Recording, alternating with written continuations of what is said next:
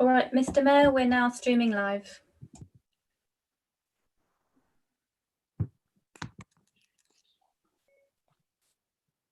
Good evening, members and those watching on the YouTube's live stream.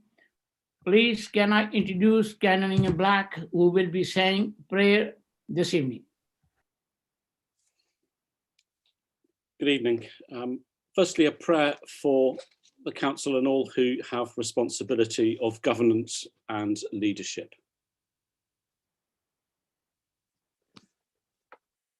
King of Kings and Lord of Lords, we pray for all to whom we give the political and the responsibility to govern. May they be quiet in spirit, clear in judgment, able to understand the issues that face them. May they think often of the people on whose behalf they must speak and act. May they remember that in keeping thy laws is our only goodness and happiness. Grant them patience, grant them courage, grant them foresight and great faith. In their anxieties, be thou their security. In their opportunities, be thou their inspiration.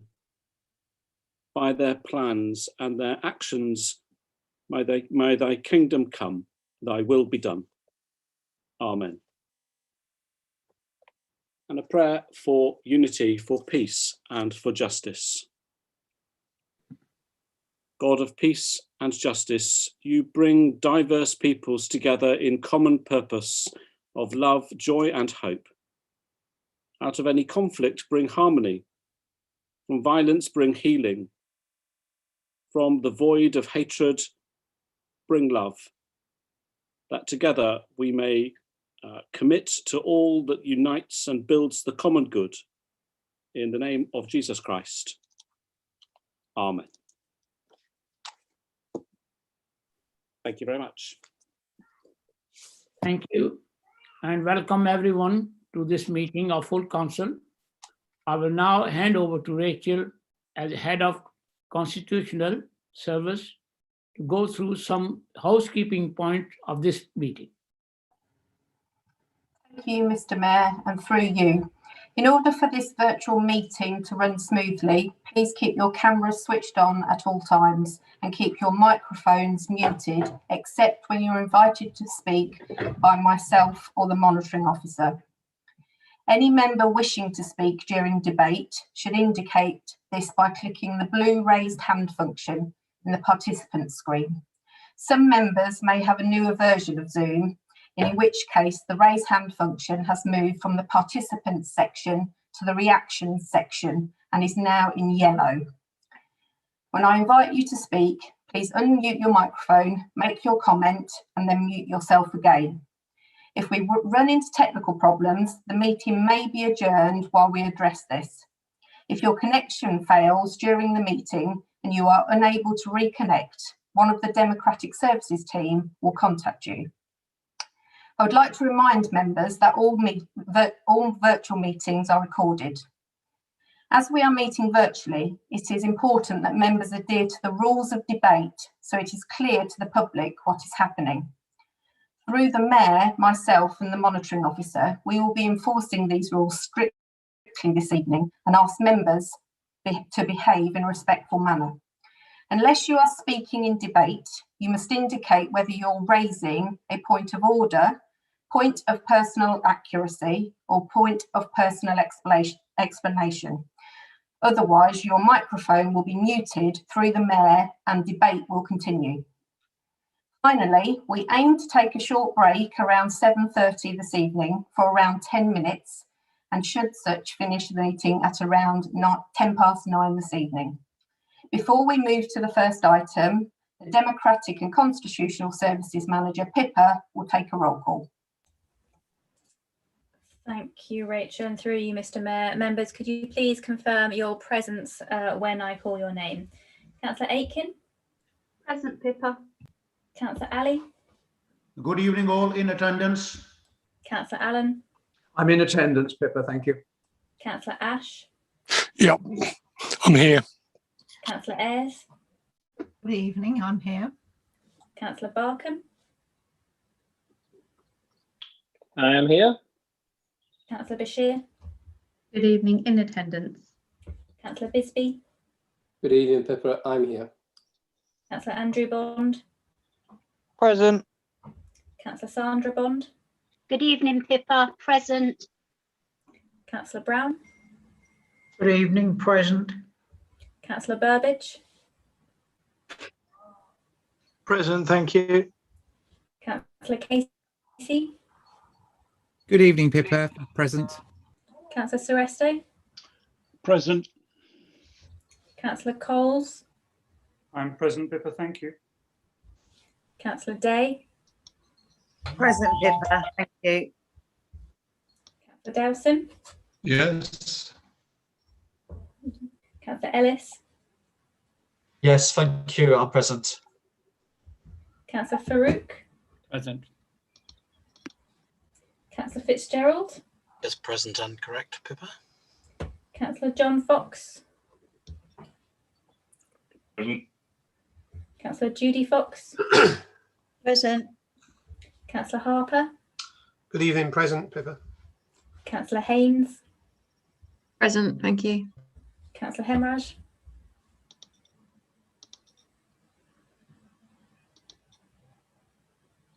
Present. Councillor Hiller, Yes, I'm here, Pippa, thanks. Councillor Hogg, Present. Councillor Holditch, Present, Pippa, thank you. Councillor Howard,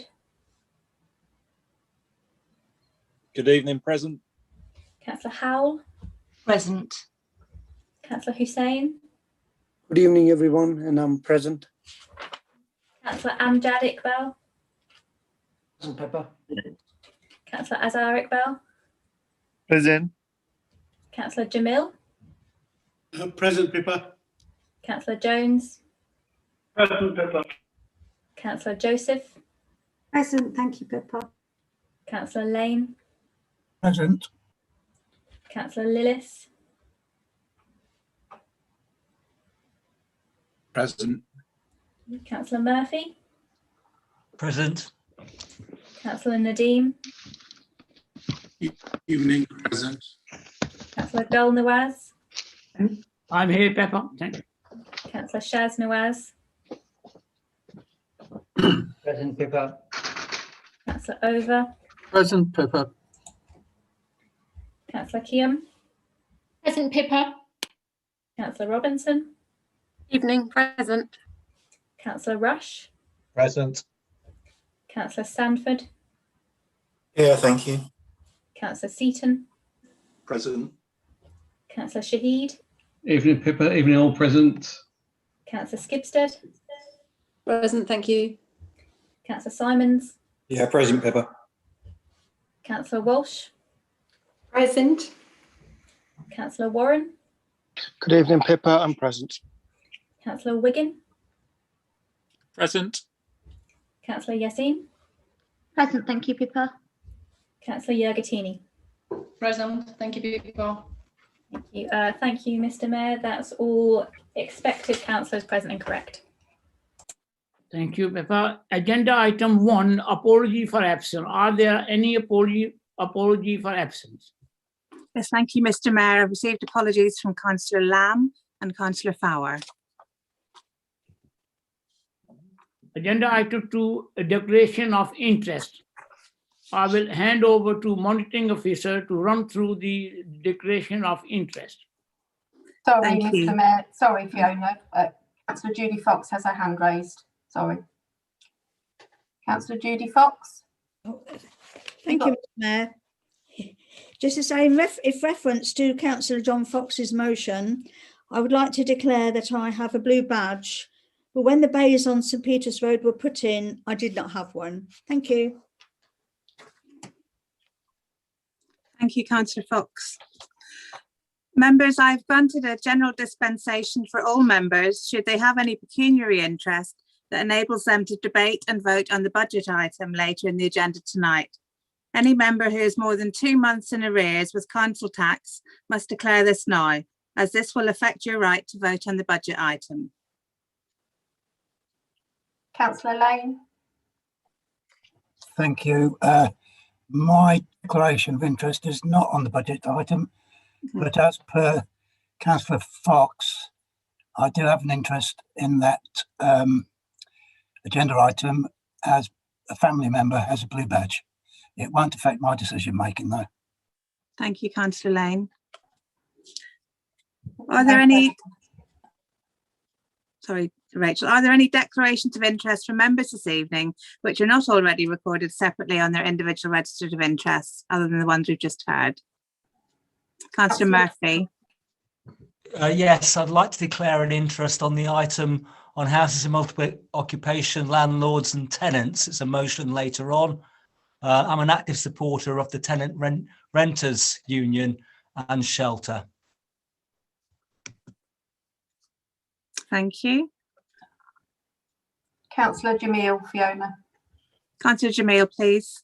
Yeah, just for clarification, if a family member or relative has a blue badge, are we meant to declare it? No, thanks, Councillor Jamil. That's fine. Thank you. Are there any other declarations? No, I'm not seeing any. Thank you.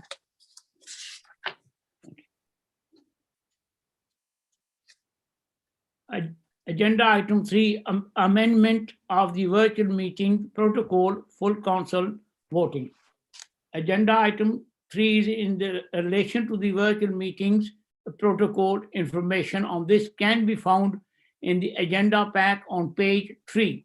Rachel will now open the debate. Thank you, and through you, Mr. Mayor. Councillor Sanford, would you like to move the recommendations, please? Thank you, Mr. Mayor. I would like to move the recommendations that are in the paper that councillors have. I move that the virtual meetings protocol be amended to allow for en bloc voting at full council meetings as is set out in the report. We've had electronic voting at council meetings now for quite some time. Quite a number of other councils across the country have used it successfully, as has the Scottish Parliament and the Welsh Parliament. Some of our councillors seem to have some problems with the electronic voting system, and the council leader said recently that he personally doesn't have any confidence in it. So it appears that at least for the short term, until these problems are sorted out, we need an interim way of actually conducting ourselves. Now, given that almost all the groups on the council tend to vote as a group on the majority of things, it seems a sensible procedure to ask the group whip to say how their group has decided to vote on a particular point. There will, of course, need to be provision for any individual member of that group to indicate that they aren't prepared to support the position that their group has taken. And we also are aware, I believe, the Warrington First group and the Green group tend to vote more as individuals. So I don't think it's an ideal solution. I think sorting the electronic voting system is what needs to happen. But at least this will buy us some time and give us a chance to sort out the problems and give us a voting system that we can all have some confidence in. If you're not prepared to support this, I just have to ask that you think about what the alternative is. Think back to the meeting in December. The meeting was supposed to run for 3 hours, but it actually took 4.5 hours because we had an endless series of votes by roll call. We have to have a roll call vote on the budget, but bear in mind that at this meeting we also have 8 motions on the agenda and 4 amendments, and we've also got a number of other items. So we could be talking about 14 or 15 roll call votes. That's not a sensible use of officer time. It's not a sensible use of councillor time. So I urge members to support this proposal. Thank you, Councillor Sanford. Councillor Shaz-Nawaz, will you second the recommendations and either speak now or reserve your right later to speak into the debate? I'll second and reserve my right to speak. Thank you. Can I call upon any of the speakers, please?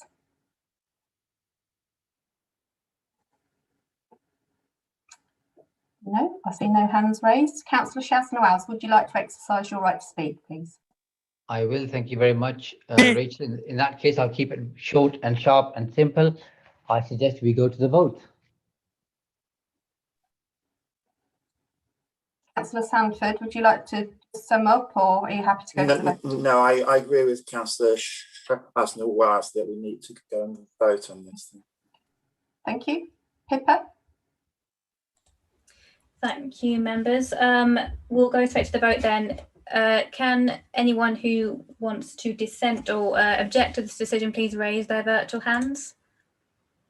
Yep, okay, so I've got some dissent, so I will start with our first roll call. No, I've got my hand raised on my screen. Sorry, I'm against it. No, that's fine, Councillor Ash. We'll go to I roll did call. raise it to speak, but nothing happened.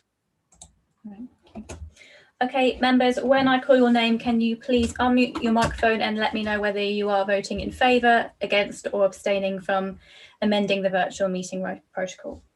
Okay. Councillor Aitken? Against. Councillor Ali? For. Councillor Allen? I'm against. Councillor Ash?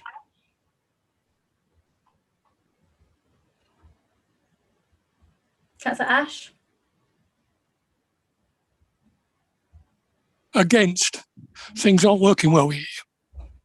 Councillor Ayres? Against. Councillor Barkham? For. Councillor Bashir? Against. Councillor Bisbee? Against. Councillor Andrew Bond? Absolutely for. Councillor Sandra Bond? For. Councillor Brown? Against. Councillor Burbidge? Against. Councillor Casey? Against. Councillor Sereste?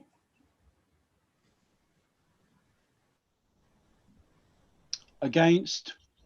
Councillor Coles? Against. Councillor Day? For. Councillor Delson? For. Councillor Ellis?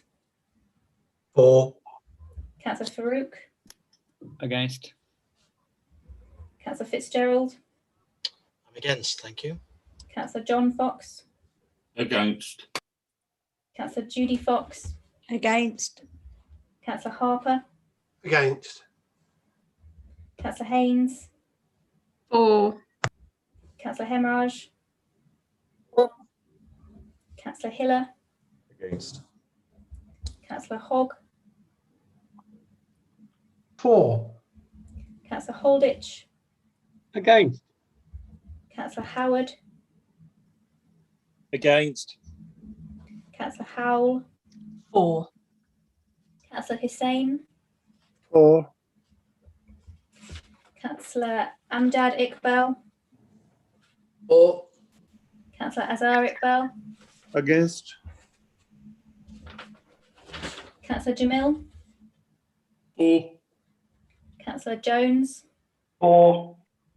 Councillor Joseph? For Pippa. Councillor Lane? Against. Councillor Lillis? For. Councillor Murphy? For. Councillor Nadeem? Against. Councillor Gulnawaz? Against. Councillor Shaz-Nawaz? For. Councillor Over? Against. Councillor Keum? For. Councillor Robinson? For. Councillor Rush? Against. Councillor Sanford? For. Councillor Seaton? Against. Councillor Shahid? For, please, Pippa. Councillor Skipstead?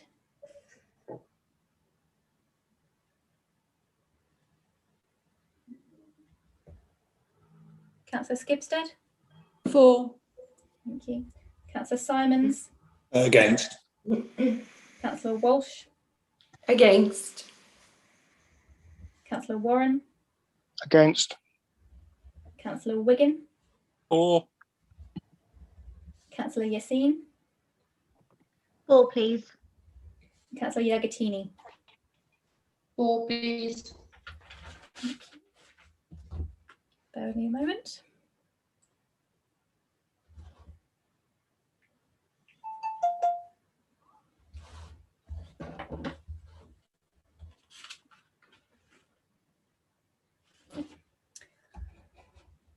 Thank you, members. So that is 27 in favour, 29 against, and so the motion is defeated.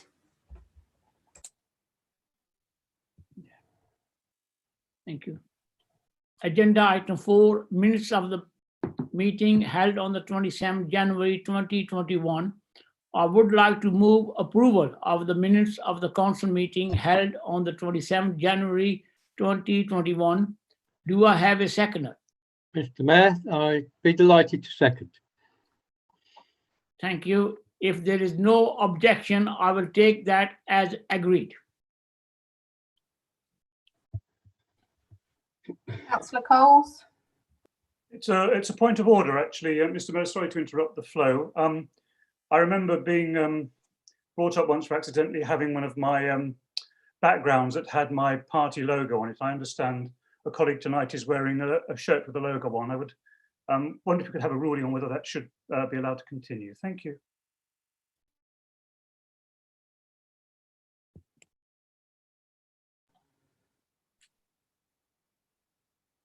Agenda item 5 and item 6, Mayor's announcement and leader's announcement. Members, this is the last meeting before the local election, and therefore the last meeting for some of our members who are standing down. I would like to, on behalf of the council, thanks any members who are not standing again for their hard work and contribution to their communities. Mr. Mayor, so sorry to interrupt you, but I think we've managed to not agree the minutes there. Could we just go back to that item, please? The leader seconded it. We just need to make sure that everybody agrees with that.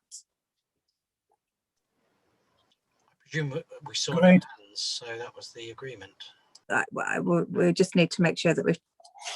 So is there anybody in objection to agreeing the minutes? Raise your hand now, please. No. Okay, that's fine. Thank you. Sorry to interrupt, Mr. Mayor. Please continue. Thank you. Additionally, I will be using my declaration to reorder the agenda this evening so that we consider the MTFS item before the council tax resolution. Councillor Holdridge, I understand that you wish to make an announcement this evening.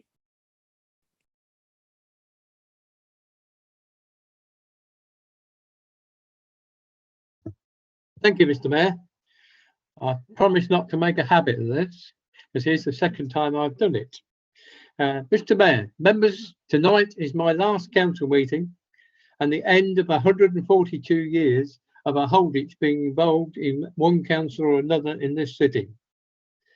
I want to put on record my thanks to my long-suffering wife and family, whose support has enabled me to carry out this public service. Also to all officers who have supported me over the years, and I have to tell you, your current officers and staff are the best, and over the last 12 months have shone in this hour of the city's need. There have been many highlights in my career, which I will not bore you with, except to say I fronted the campaign for this council to become a unitary authority. I also led on having a combined authority, which in its short life is delivering 657 affordable homes for the city. We have had 44 million on various schemes and 40 million pounds towards our university. I lead this council with exciting schemes about to be delivered. I thank you all for your help and support, and I leave this council with the city's future looking very bright. Thank you very much, Mr. Mayor. Thank you, Councillor Holdridge, and thank you, and we will all miss you, and we wish you all the best. Councillor Shaznawaz. Thank you, Mr. Mayor. And I think John likes to make my life difficult because I said all those really nice things about him a year ago, and it's deja vu again. And I think John would agree, it's fair to say that more often than not, he and I always agree to disagree.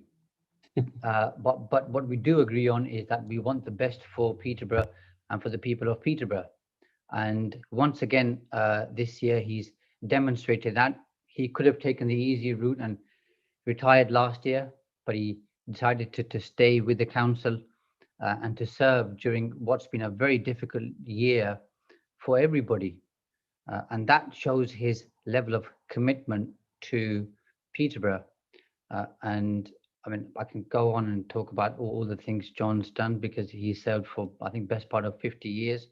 But to keep it short, Mr. Mayor, and to finish our long line of disagreements, I do agree that it's John's earned his well-earned retirement, and I wish him the best of luck. And the Labour Group wants to thank John and his family for all the years of service to the council.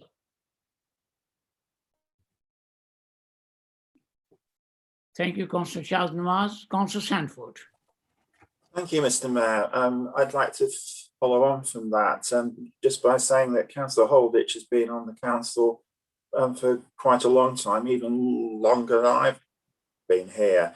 I actually first came across him, in fact, when I was standing as a Liberal candidate in the Ravensthorpe by-election in February 1987.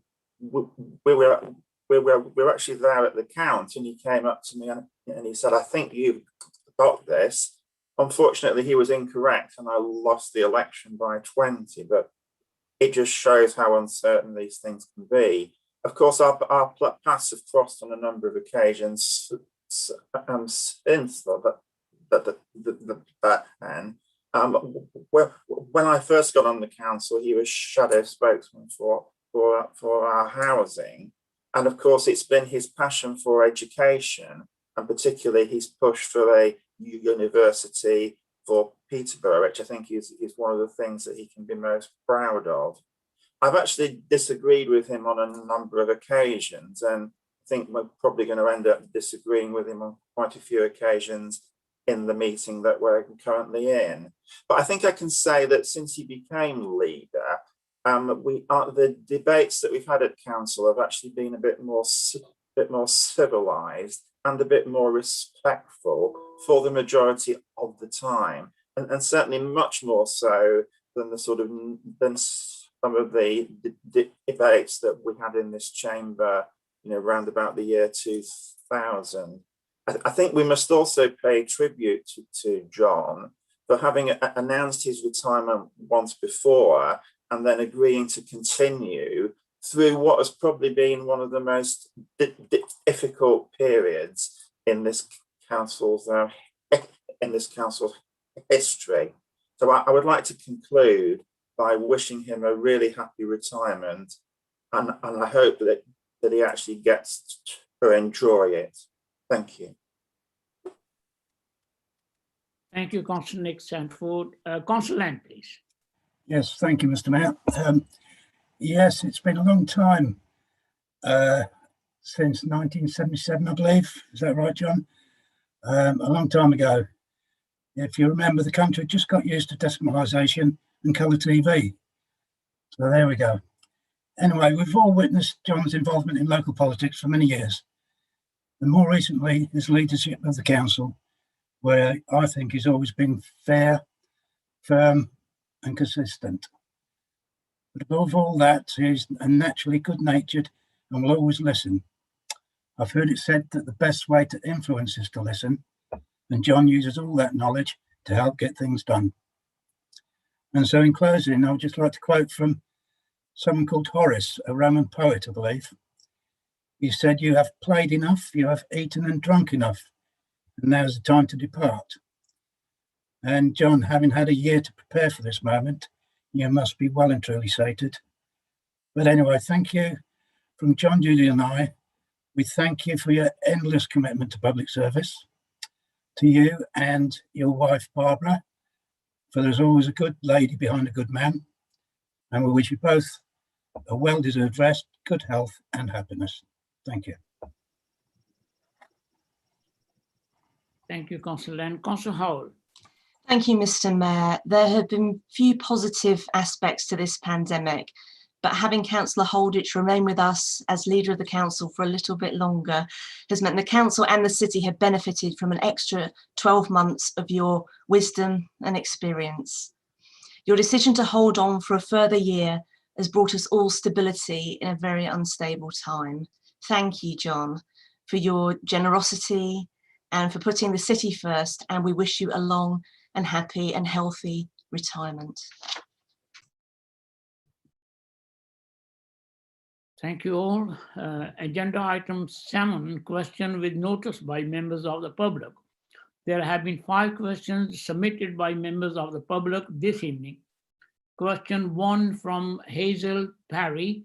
Ms. Parry, would you like to ask your question relating to the football stadium? Councillor. Thank you, Mr. Mayor.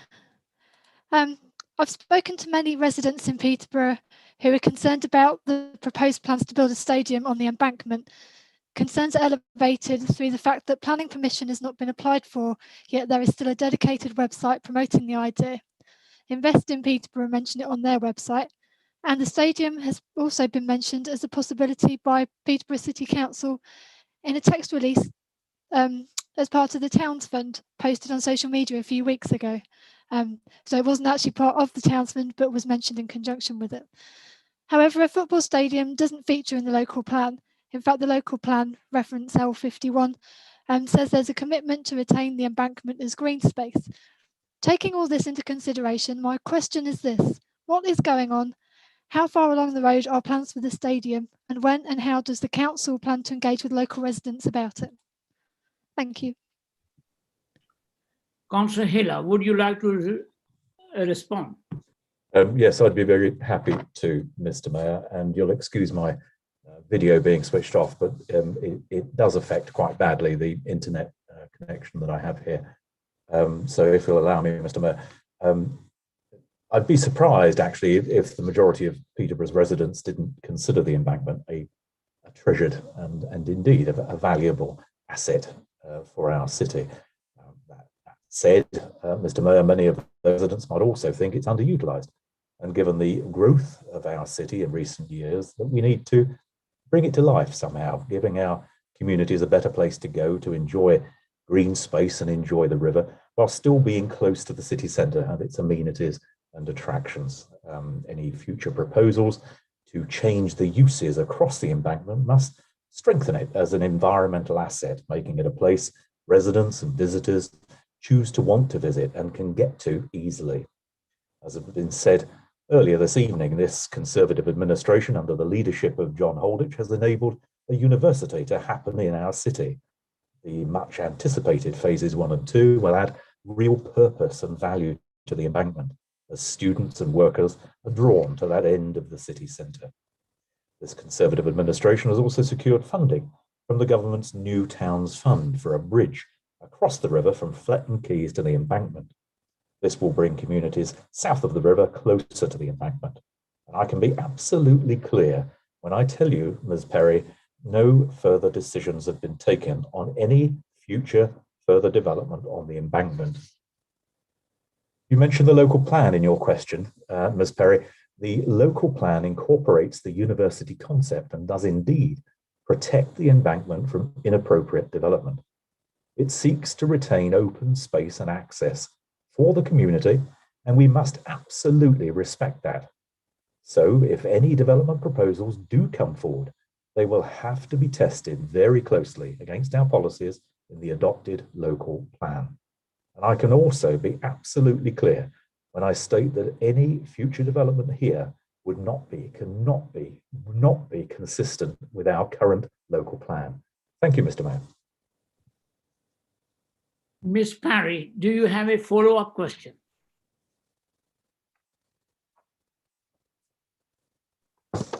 I do not have a follow-up question, but thank you for your answer. Thank you, Ms. Parry. Thank you. Question 2 from Barry Holgate. Mr. Holgate is not able to attend this meeting, and therefore this question will be responded to in writing and published online. Question 3 from Jan Horton. I understand Ms. Horton is not able to attend this meeting, and therefore her question will also be responded to the writing and published. Question 4 from Phil Brenta. Mr. Brenta, would you like to ask your question relating to St. Peter's Arcade? Yes, indeed. Thank you very much. Good evening, councillors. I'd like to ask a question about St. Peter's Arcade. Would like to make a short statement before I actually ask it.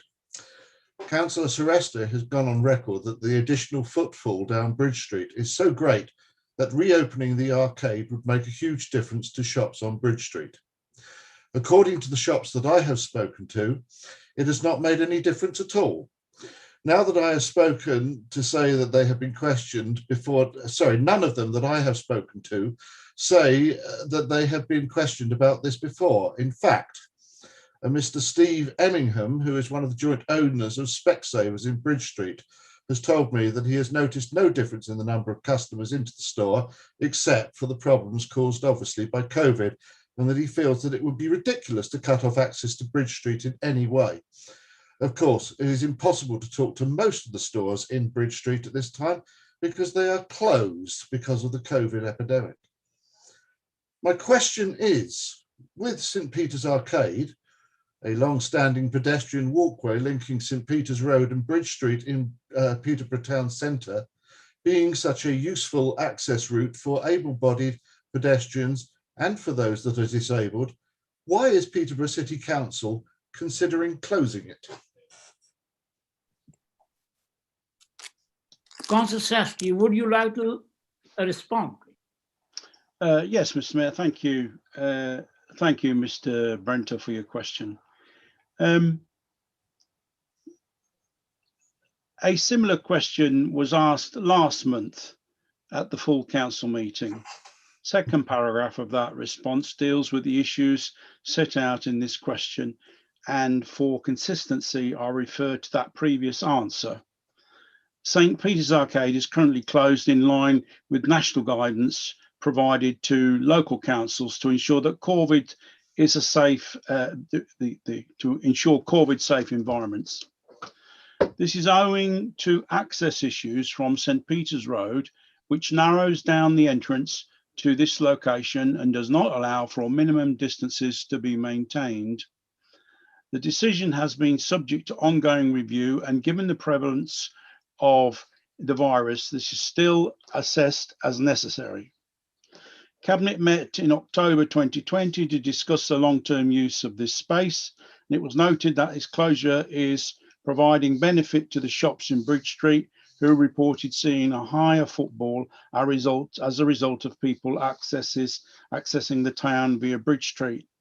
And with reference to your statement this morning, I find it absolutely amazing that you should be able to say what you said, because I was there this afternoon, obviously respecting all of the COVID restrictions, speaking to local business people who have businesses down the Bridge Street, and completely told me the opposite to what you've just said. So I don't know where you got your information from, but it's certainly not what I was told today at 2:15 this afternoon. It was also noted that the impact on pedestrians is minimal, and that the adequate disabled access to Bridge Street can be found via the footpath adjacent to Borges Boulevard. And we have also instructed our officers to look at alternative disabled bays, even closer to the city centre than the ones behind the town hall. Additionally, as part of the city recovery plan, it is felt that the arcade could offer a valuable space to support our cafe culture aspirations. To consider this further, plans are being made to explore the permanent closure of the arcade.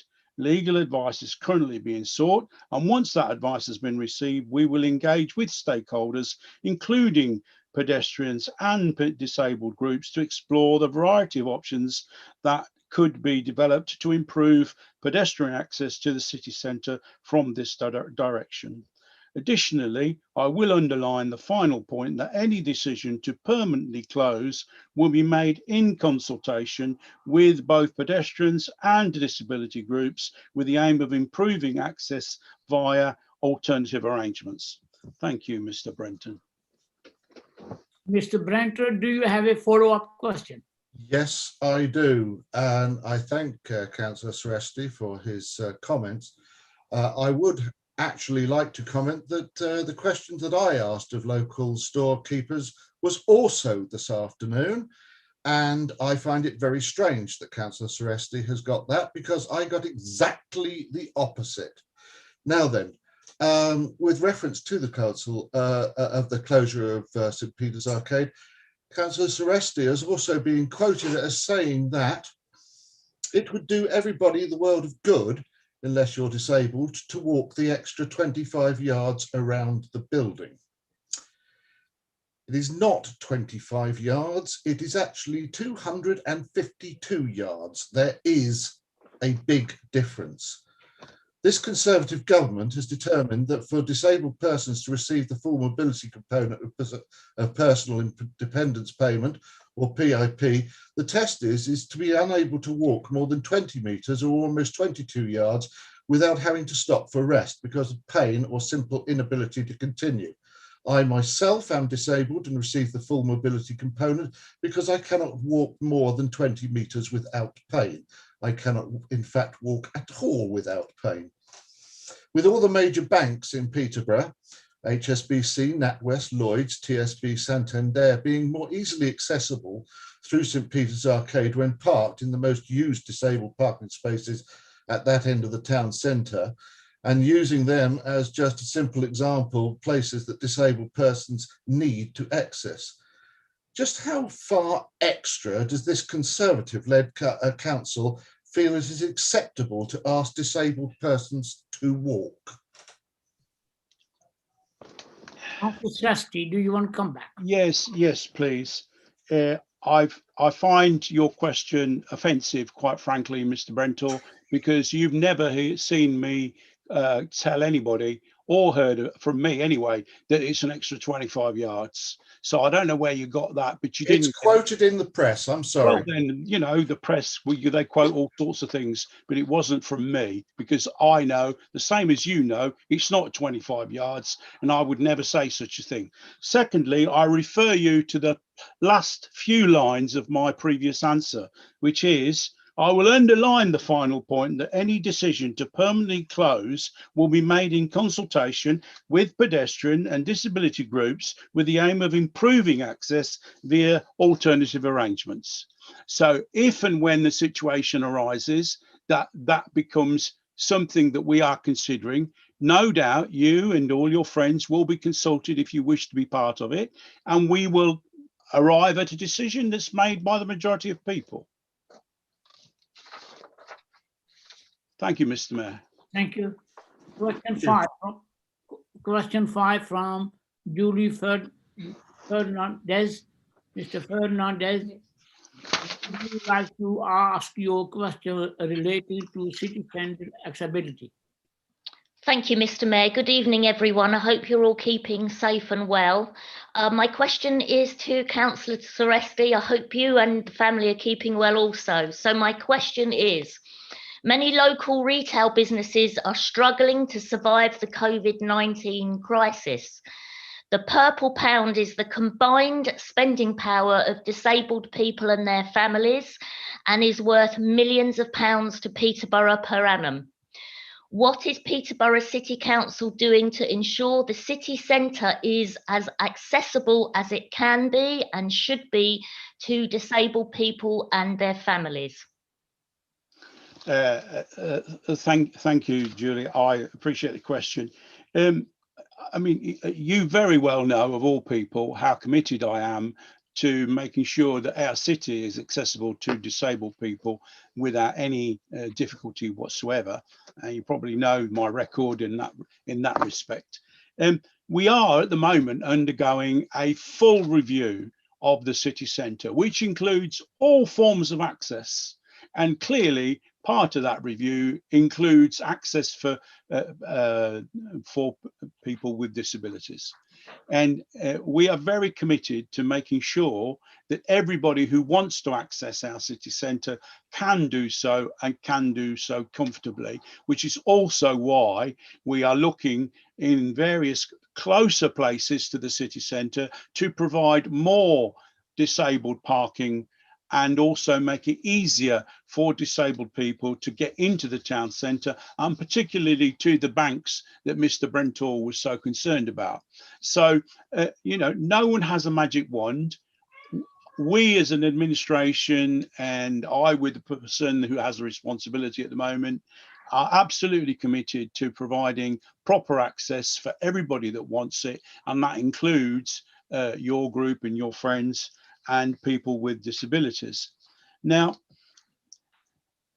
we can do this together, and I invite you and anyone else who wants to come and talk to me to contact me.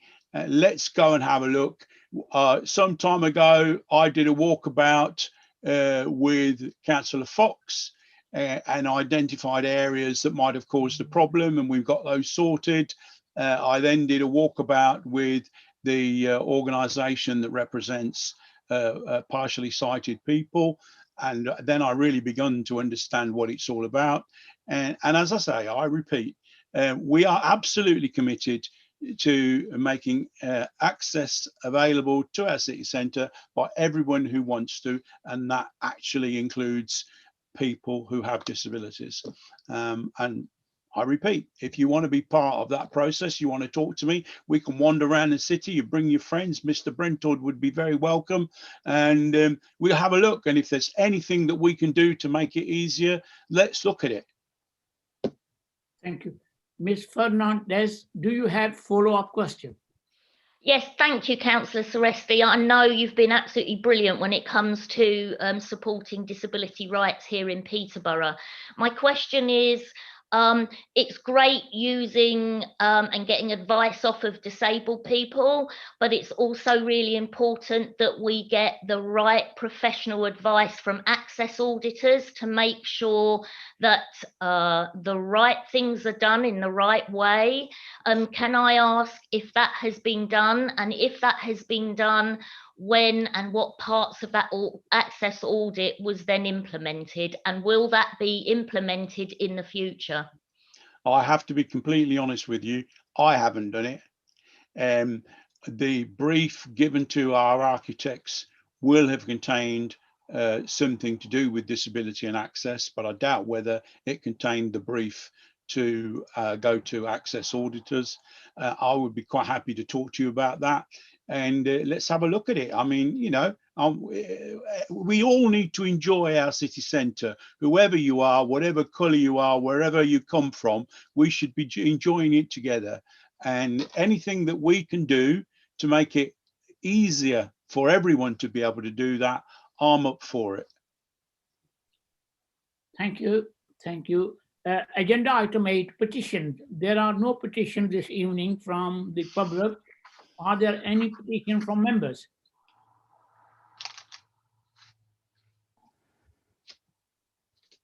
No hands raised, Mr. Mayor.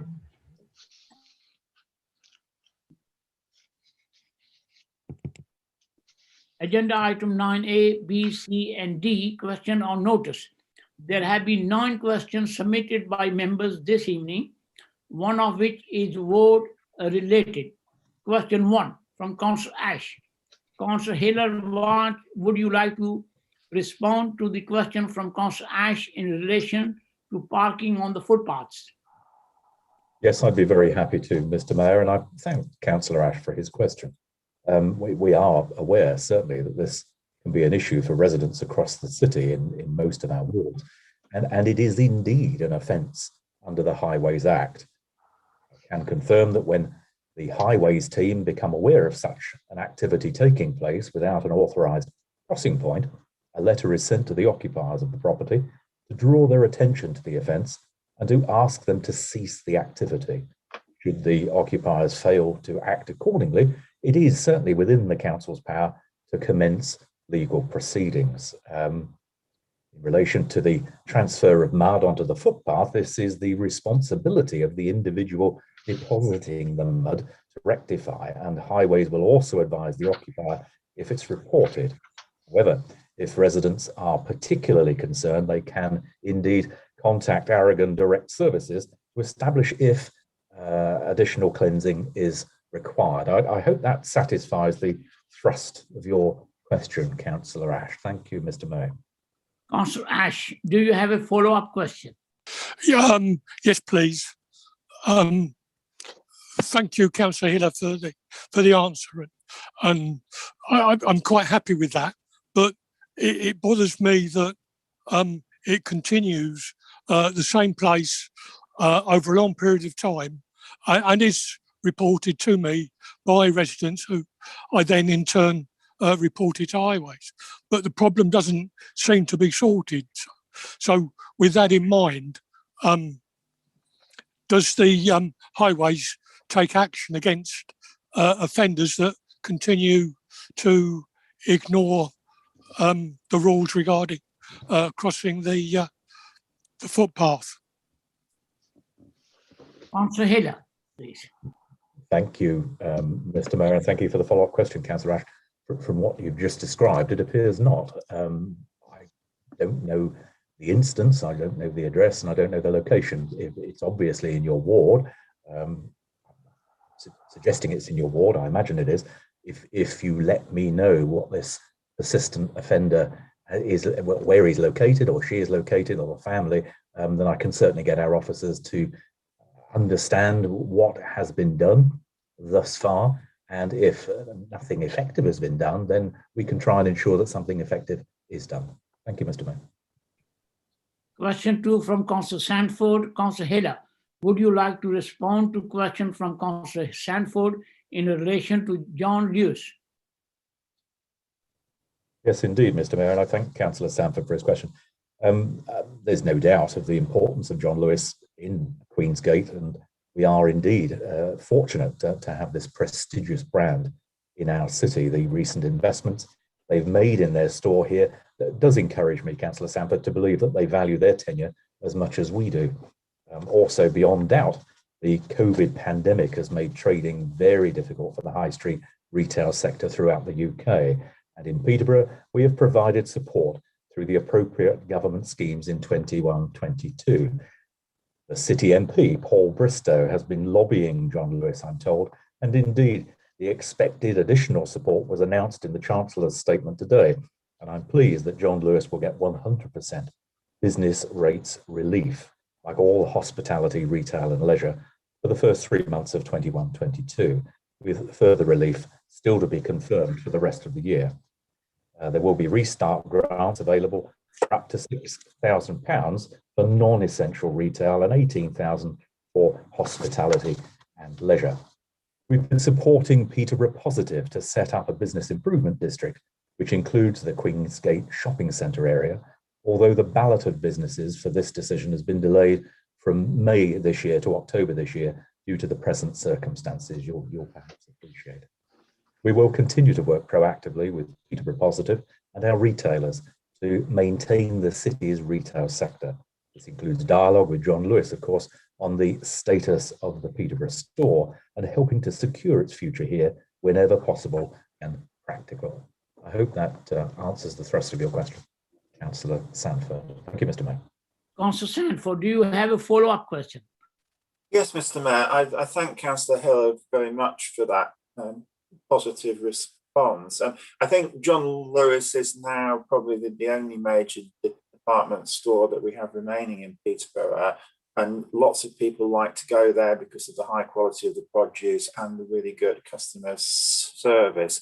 I appreciate what Councillor Hill has mentioned about the financial support that's going to be made available, but could I ask him, I actually recognise that our MP has made representations to them. Would he consider also making representations on behalf of the council? Because I do think if we are going to continue to have a thriving Queensgate centre, it's really important that John Lewis actually remains in it. Councillor Hiller, do you want to come back, please? Yes, Mr. Mayor, and I thank Councillor Ash for his follow-up question. I think it's a point very well made. Councillor Sanford, and yes, of course, I will do that. But I'm also sure my colleague, Councillor Seresti, is aware and actively engaged with most, if not all, of the town centre businesses, including a healthy dialogue with his fellow director in Peterborough Positive, which actually happens to be the Queensgate manager, Mark Broadhead. I'm sure that will be taking place also. Thank you, Mr. Mayor. Question 3 from Councillor Rush. Councillor Ayres, would you like to respond to question from Councillor Rush in relation to laptops for children? Thank you very much, Mr. Mayor, and thank you, Councillor Rush, for this question, because I am delighted to report that schools across Peterborough received their first delivery of laptops, Chromebooks and 4G routers in the week beginning the 22nd of February. A total of over 1,000 laptops and Chromebooks and over 450 4G routers have been purchased to date to support disadvantaged children and young people in Peterborough, using funding made available specifically for this purpose. This is a combination of the £300,000 which this council has committed from its capital funding, £100,000 from Yours Clothing, and £30,000 from the Education Directorate. We're now able to add to this the £17,676 which individual councillors have chosen to allocate from their Community Leadership Fund for the 21-22 financial year. With this funding, we will be able to purchase another 54 laptops for Peterborough children and young people. And schools, I must say, make the decision on which children will receive the equipment, as they know which families are in most need of this vital support. So thank you very much for that question. Councillor Rush, do you have a follow-up question, please? Yes, I do. Thank you, Mr. Mayor. Thank you for the answer, Councillor Ayres. When the children go back to school, who will take ownership of the laptops and IT equipment that have been loaned out to help with their home learning? Councillor Ayres. Thank you, Mr. Mayor, and thank you for that question again, Councillor Rush, because it is important for everyone to know that it will be the schools that own the laptops, and it is they who will control which children have access to them, of course, because they know their own children and they know what the requirement is. And there will be a need to support children to continue their education at home, even when schools are open to all children again, and providing them with full-time education in school, as regrettably there are many children who have suffered significant educational disadvantage as a result of COVID. And in addition, there will still be some children who need to self-isolate, of course, as well as those who simply need the equipment for internet access necessary to enable them to prepare for examinations and tests, and of course to do their homework. Thank you. Thank you. Question 4 from Councillor Shaznawaz. Councillor Seaton, would you like to respond to the question from Councillor Shaznawaz in relation to taxi driver dynamic grants? Thank you, Mr. Mayor, and thank you, Councillor Nawaz. And this is basically why it's Peterborough not giving taxi drivers £1,000 each from the grant as Birmingham is. And the basic reason is the additional restrictions grant is to support all businesses and self-employed, and the amount takes account of other applications being received from other businesses for a limited pot of funding. As part of the scheme, we must be seen as a council to be equitable to all. However, we've been able to accelerate support specifically for taxi drivers based on the licensing information that we hold. Thank you, Mr. Mayor. Councillor Shaznawaz, do you have a follow-up question? I do, Mr. Mayor, and thank you, Councillor Seaton, for that answer. And I agree with you, it's important to be equitable, but I'm just looking at Luton and it's very close to us in terms of proximity and a similar sized council, albeit slightly larger. And we do earn a good amount of fees from taxi drivers. They have done a lot of good work, as I know many of the businesses and key workers have as well. Is there any chance you can reconsider and perhaps try and match to what Luton have done for their taxi drivers, Councillor Seaton? Thank you, Councillor Nawaz. What I've actually said to officers is, if we have less applications than funding available, we will have details on record to enable pro rata future payments to ensure any remaining money is allocated. You know, I'm pleased to say that as of today, I checked this, we've made 179 payments of £300 to taxi drivers. I think we've got, last I checked, 1,278 taxi drivers. So we've still got a long way to go. But certainly if there is funding available after we've gone through all the applications, then we can look at a pro rata payment to all those who have applied. Thank you, Mr. Mayor. Thank you. Thank you, Councillor Seaton. Thank you. Question 5 from Councillor Ali. Councillor Sresti, would you like to respond to question from Councillor Ali in relation to taxi charge points? Thank you, Mr. Mayor. Yes, I would, and thank you, Councillor Ali. This is something that I'm very keen to get delivered and as quickly as possible. The 50 kilowatt electric taxi rapid charger has been installed in the Riverside car park and is connected. Although there are some minor bay linings and signing works to be completed, but I am assured these will be completed by the end of March. You will also be pleased to know that we are in discussion over the 75 kilowatt rapid chargers, which are even better, and that's the latest technology. And I'm also told that very soon a 100 kilowatt rapid charger will be available, and we are also looking for those. And I'm expecting some sort of presentation and further information on those two items next week. Infrastructure works to the on-street electric taxi charging points in Midgate, Northminster, Vierson Platts are scheduled to commence on Monday. That's next Monday.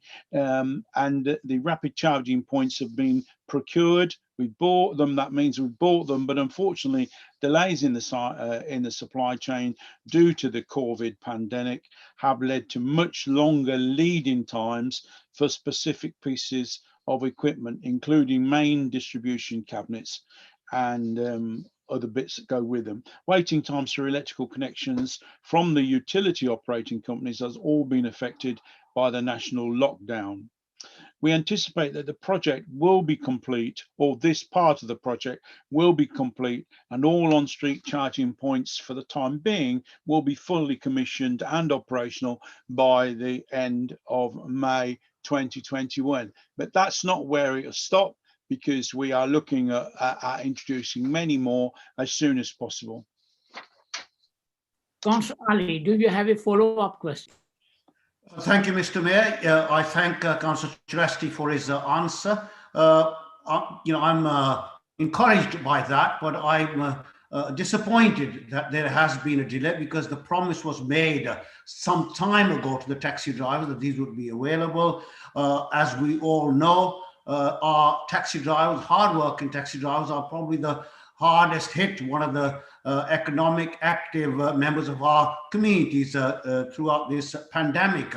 If we are going to try and look at reducing the carbon footprint, then we need to make sure that we provide the incentives and the encouragement, we provide the facilities for taxi drivers to use, so they can move on from diesel and petrol vehicles to electric vehicles. That will help us all and help the environment. And I would urge Councillor Sresti to, and also, if I can make the point that we have been reducing the number of ranks that are available to our taxis as well. So we need to make sure that we are actually looking ahead to the needs once this pandemic is over, back to normal. Taxi drivers play a very important part in keeping our economy going, and I think we need to give the right recognition and incentive to them. I would urge and ask Councillor Sresti to actually push ahead with this as quickly as possible, please,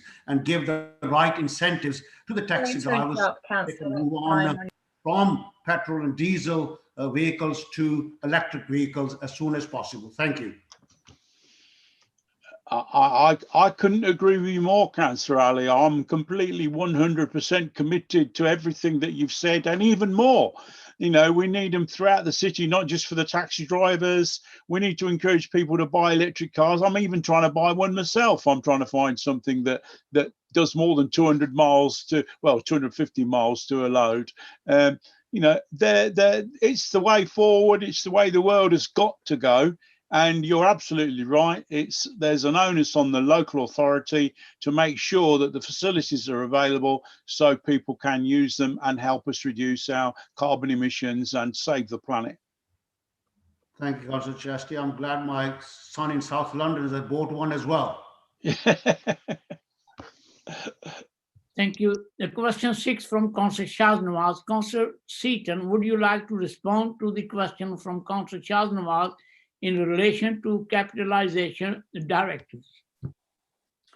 Thank you, Mr. Mayor. And I think I did cover this point at joint scrutiny last week, Councillor Wales, yourself and the other members of joint scrutiny. I said the issue we have is the pandemic, not the funding changes that have occurred over the last 10 years. You know, I reminded everyone in March last year, we had a £14 million gap in our budget, had identified 12 million of savings, and we had a year to close that final £2 million gap. And the pandemic changed everything. However, to answer your sentence, how do we survive by borrowing and borrowing to cover a revenue gap? We can't. That's why, again, I made it clear to you and fellow members at joint scrutiny that the impact of extra borrowing must be taken into account in our discussions with the government about future sustainability. It has to be front and centre in those discussions. Thank you, Mr. Mayor. Thank you. Councillor Shahnawaz, do you have a follow-up question?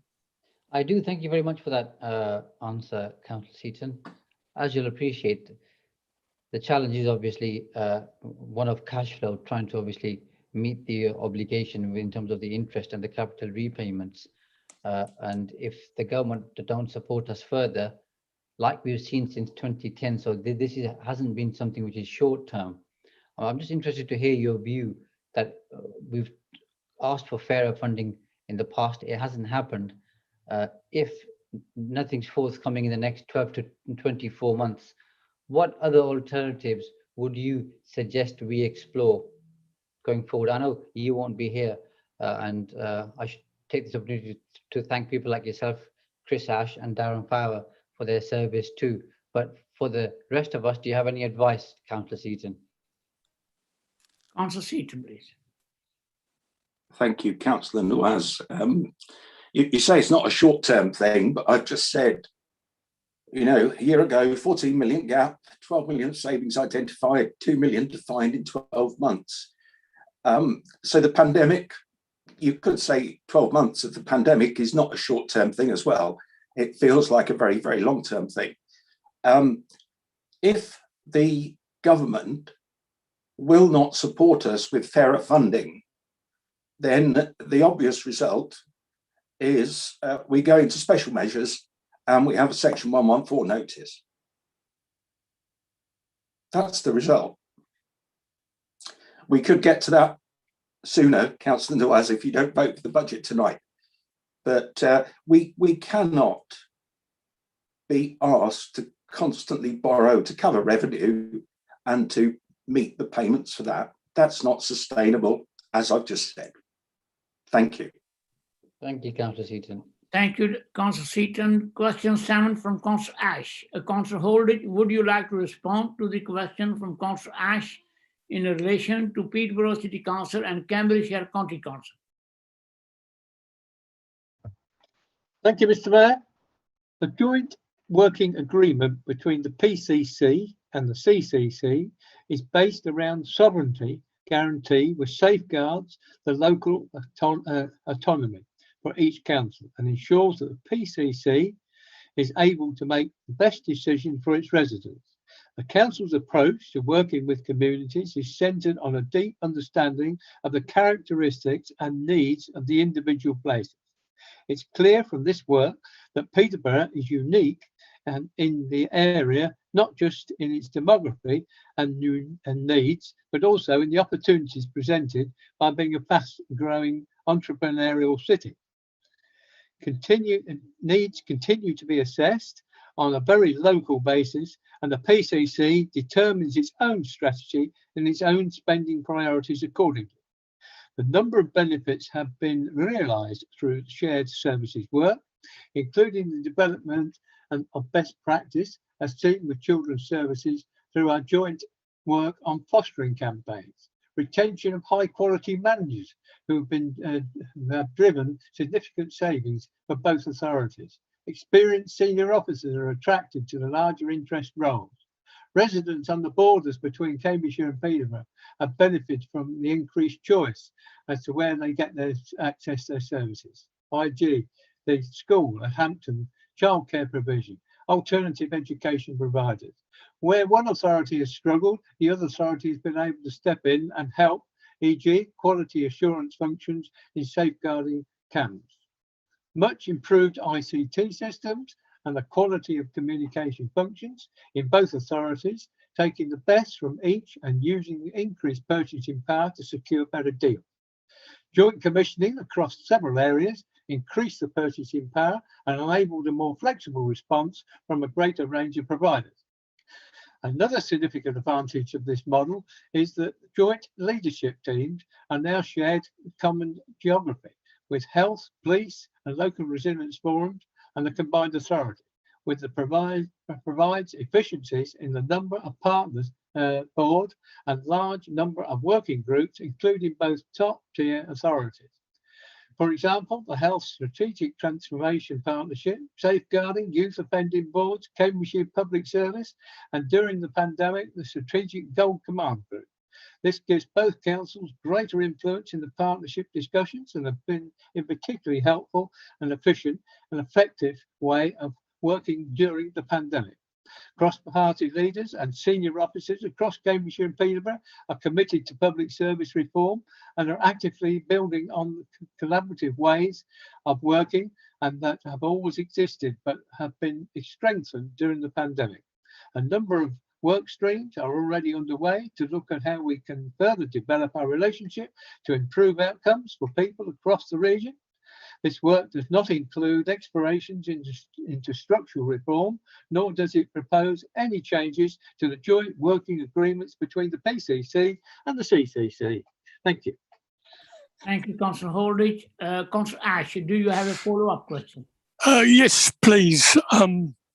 I thank Councillor Holdridge for his full and detailed answer, most useful. I don't know, Councillor Holdridge is committed to doing his best and the best for Peterborough. But can I just sort of follow up with asking, is he concerned when we read that some counties are in fact becoming unitary authorities, or the government is encouraging that to happen? Some years ago, Cornwall, for example, became a unitary authority. Does that sort of cause any concern? Councillor Holdridge, please. Mr. Mayor, I can't give a council view on that because there isn't one, but I'll give you a personal view, Councillor Ash. I think if local government in this form is to survive, we do have to do something. And in 1977, when we were doing combined authorities, my view then was that Cambridgeshire should go into half, and it still is. I think that gives you quality of scale and also makes it easier to fund. So that would be my personal view, but there's no discussion going on to that end. It was the combined authorities' job to look at it, and so far they haven't done it. So thank you very much. Thank you. Question 8 from Councillor Ali. Councillor Fitzgerald, would you like to respond to the question from Councillor Ali in relation to COVID-19 vaccination? Thank you, Mr. Mayor. Happy to respond, and thank you, Councillor Ali, for your question. A very topical subject at the moment. I'm pleased to hear that you and several of your loved ones have had your first COVID vaccination. So I've consulted with the Director of Public Health following your question, who says that there are no local statistics on the uptake of said vaccinations in relation to people's religion. However, the British Islamic Medical Association publicly recommends both the Pfizer vaccine and the AstraZeneca vaccine for eligible at-risk individuals in Muslim communities. The Mosques and the Imams National Advisory Board also publicly advocates that the vaccination is compatible with Islamic practices. The chair of our local joint mosques committee, Mr. Chowdhury, has also written to the Peterborough Telegraph to say that he and his family have also already had their first vaccine, so as to encourage everyone else that's eligible to do so. Therefore, it would be wrong to say that Muslim communities are not supportive of the vaccine, and I would strongly discourage the spread of this narrative, and in fact, completely the opposite. We should be encouraging all, whatever religion, ethnicity you're from, to take up the vaccine. I myself have had the first dose myself, and we need to follow the advice, trust in the science, and forget the propaganda about this. It's a good thing and it saves lives. Thank you, Mr. Mayor. Thank you, Councillor. Councillor Ali, do you have follow-up question? Yes, Mr. Mayor, I thank Councillor Fitzgerald for his response and absolutely agree with him 100%. We all need to play our part to encourage all our communities to get the vaccination so that we can get out of this situation as soon as possible. But I fear that in some quarters, there is this narrative going around. And my fear is that, as we know, when our current Prime Minister labeled Muslim women as going around as letterboxes, all of a sudden there was a surge in crimes against Muslim women. So it's very important for all of us to ensure that the negative publicity that is going around, that we deal with it effectively and robustly. And I would just ask him and urge those responsible to actually make public statements, because there is often a lot of comments in the local media when people make comments on social media, etc.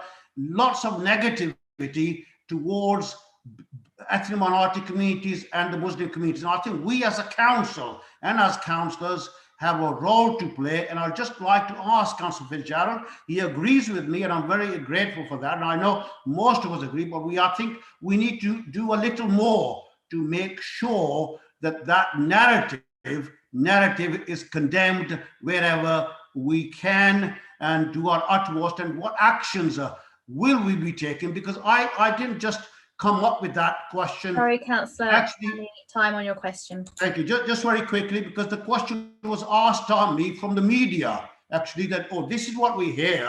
And then I put them correct, and I thought, oh, to put this question to you, Councillor Fitzgerald, to make sure that we do something about it. Thank you very much. Thank you. Thank you, Councillor Ali. Councillor Fitzgerald, please. Councillor Ali, look, I don't recognise from a council point of view any of what you're saying. So I know that from official channels, there is no suggestion of promoting this narrative. But unfortunately, in the society we live in, when you are told by people, I'm not taking the vaccine because I saw it on TikTok, what kind of world are we living in? And unfortunately, you must accept and recognize, and we must always challenge individuals about their views, particularly if we think they're wrong. However, they're entitled to their views.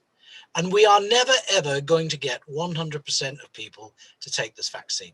We must do all that we can to do so. And I believe if you kept up with the council's comms team and the plans and the messaging, that everybody across all communities, including those in the Muslim community, have been actively approached and targeted by our communication specialists to help spread the message about taking the vaccine. Unfortunately, though, there will always be individuals in society that will spread false rumors, they will attack race and religion, and we just have to live with it and combat it. You yourself will know, coming from the Muslim community, you know, what kind of things people say to you, unjust though they may be, but it happens in every communities across the world. All I can say here is, I don't really see that message of hate and, you know, anti-vaccine really going out here. And I would also say to you, most people shouldn't listen to the media in terms of the popularist tabloid culture. They should seek to get facts from community leaders, from sensible people like yourself in the community and others, in order to make a balanced judgment.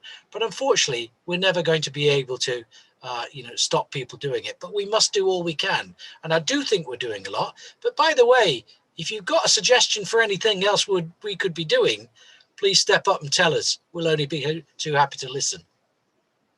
Thank you. Thank you, Councillor Fitzgerald. Agenda item 11A, Cabinet recommendation, medium-term financial strategy 2021-22, 23-24, past 1. Agenda item 11A is in relation to medium-term financial strategy. Information on this can be found in the agenda pack on page 45 within the budget book and in the additional information pack. Rachel will now open the debate. Thank you, and through you, Mr. Mayor. Members, please be reminded that as this is a budget debate, there will be no time limit on members' speeches for this item. Councillor Seaton, I understand that you are happy to accept the amendments from Councillors Day and Councillor Joseph set out in the additional information pack. Is there any objection to Councillor Seaton moving this amended recommendation? Please raise your virtual hand now. Councillor Murphy? Actually, it's a point of clarification. The next item I've got is 10A on the agenda, which is we covered it. We've done. The Mayor has allowed this to be brought forward, Councillor Murphy. It was at the beginning of the agenda.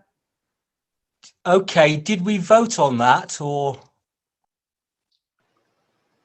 You don't need to vote on that. It's the Mayor's discretion, Councillor Murphy. He's just swapped around the MTFS and the council tax resolution. Thank you for your clarification, officers.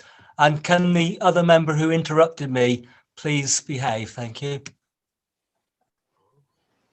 Thank you. So I don't see any hands raised. Councillor Seaton, would you therefore like to move your recommendation as amended, please?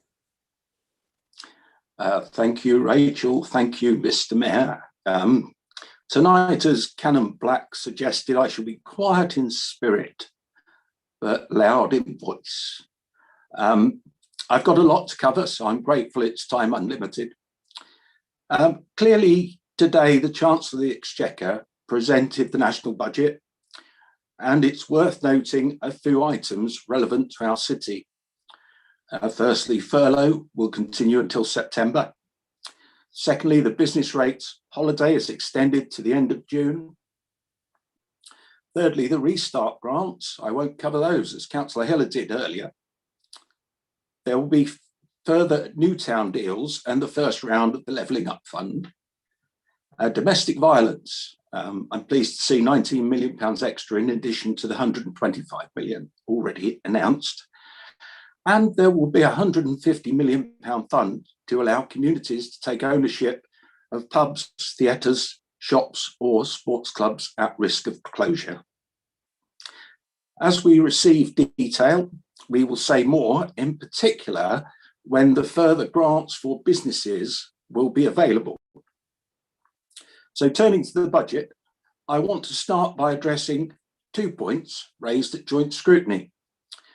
The first is the Community Leadership Fund, raised by Councillor Judy Fox. CLF is only put in a year at a time as per previous years. Councillor Fox spotted the error of this being shown in the wrong year in table 11 on page 21. It should be in the 21-22 column. It is shown correctly in Appendix G, and thank you for your sharp eyes Councillor Fox, no pun intended. The second was the issue of climate change risk raised by Councillor Sanford. This is now in the risk log. Thank you, Councillor Sanford. On the 4th March last year, I stood up in the council chamber to present our medium-term financial strategy. That report delivered a balanced budget. Whilst the following year we had a £14 million gap, we'd already started work and had soon identified £12 million. I was confident that whilst pressures would arise, we would find the remaining £2 million. Our record showed I had good reason to be confident. Yes, in Peterborough, we still face challenges. Last week, our finance director reminded councillors of those at our joint scrutiny meeting. So I won't repeat in detail a low council tax base, houses in low bands, spending power £77 per person below the unitary average, a fast growing population, meaning increased demand for services and high deprivation levels. We do not hold big excess reserves. And I'd share an interesting fact. Each 1% council tax increase in Peterborough gives this city £100,000 a year less income than Hull. It gives £400,000 or £500,000 less income than areas with... Sorry, Councillor Seaton. Councillor Day, are you raising a point?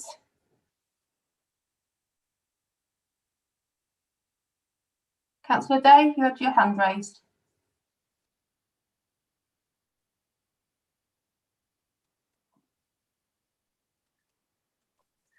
Sorry, no, I put that up by mistake. Sorry about that. Okay. Carry on, Councillor Seaton, sorry. Thank you. So a 1% council tax increase in Peterborough gives £400,000 or £500,000 less income than areas with high taxes and high house prices. So put simply, if council tax rises at 3% a year, after 10 years, we have £3 million less to spend than Hull, 15 million less than, say, Kingston upon Thames. Low council tax is good for residents, but not for our budget. Yet over past years, we coped with such challenges and maintained our services. Our children's services had a good Ofsted. I think we're 21st most efficient upper tier council in the UK. We delivered millions of pounds worth of savings annually. Last year, £33.5 million was identified. We had nationally recognised innovative solutions such as Think Communities, our PES officers multitasking, the Adults Positive Challenge, Great Partnership Working, and the application of technology. I mean, remember many years ago, our introduction of iPhones and iPads, and it was criticised. A move towards paperless working and improved efficiency. But critics like the BBC, amongst others, then did the same in following years. As being ahead of the curve takes courage. Indeed, our move from the town hall was criticised as it would take footfall from Bridge Street. Yet soon there will be 2 or 3 times as many people in Bridge Street. As we build back better, 2 or 3 times more people using that area. Fletton Quays was called a white elephant by Labour, yet now hundreds more live in the city centre. We've kept the passport office in Peterborough, and we plan to bring more government jobs here. But most of all, it's meant a major reduction in our building footprint, the introduction of agile working that's been so vital this past year. It saved millions and reduced our carbon footprint. Being ahead of the curve takes courage. We also, of course, brought in enhanced governance to ensure a focus on our priorities. Every recruitment was scrutinised by a panel, and indeed our chief executive was the first person to chair that. Every spend over £1,000 signed off by the finance director. Business cases for any new expenditure over £10,000. And we welcomed rigorous external challenge, specialist external analysis that validated the council's approach. We ensured that our residents not only paid one of the lowest council tax rates in the UK, but they got that value for every pound of it. We also lobbied government for more funding and believed that will come in the fairer funding review, extra funding to support services and investment. So we had a £12 million gap. 12 million of identified savings, a year to find £2 million, and hopes of fairer funding for the future. Yet last March, I was concerned. A new disease in China had started to make headlines. In 2003, I was involved in planning the UK response to SARS. That disease killed nearly 1 in 10 infected people. On that day last March, we had just 4 COVID cases in the UK. China had 80,000, far more rapid transmission rate than SARS. I'd stocked up on masks and gel a month earlier, and this administration was already putting in place our response. I'd had discussions with the chief executive and leader. However, I don't think any of us fully realised what the next 12 months would bring, the tragedy it would bring. We owe a great debt to so many for their service during the pandemic, and we as councillors owe a great debt to council staff and our senior officers for the incredible commitment and fortitude shown. Their speed of response to changing events has been amazing. In those early days, Peter Carpenter, our finance director, and I discussed the potential implications. We knew our commercial income was at risk. That's 20% of our net income. Savings plans would be at risk as we responded and redeployed staff away from delivering the savings plans. Business rate income would reduce as businesses had to close. Costs would increase. And I reported to cabinet meetings on the impact on budgets throughout the year. To date, we've had £42.3 million of additional costs. And yes, government grants regularly announced largely cover that. However, COVID costs and the wider impact on our city will not immediately disappear. That's why we engaged formally with government at the earliest possible moment. The fairer funding review has been delayed. Business will take time to recover, despite our work to support it, as I outlined in answers to questions in December and January. Unemployment will be a challenge. Transformation work will take time to get back on track. We need funding to build back better. So where do we stand for the coming year? Well, the local government settlement finalised in February has clearly helped. £12.7 million of extra funding next year, 9 million of that one-off in nature to cover COVID-19 pressures. A capitalisation direction, borrowing of up to £20 million. To balance the budget, we forecast a need to use £13.7 million of that, as we have improved estimates for the collection fund and the income base for both NNDR and council tax. We have council tax increases, revised capital financing costs, including the redemption of debt with capital receipts also contributing. So with exceptional government support, we have a balanced budget next year that I ask you to approve tonight. In asking for that approval, and referring to the question asked earlier by Councillor Nawaz, I fully accept that the extra borrowing involved with the repayments required is a long way from being ideal.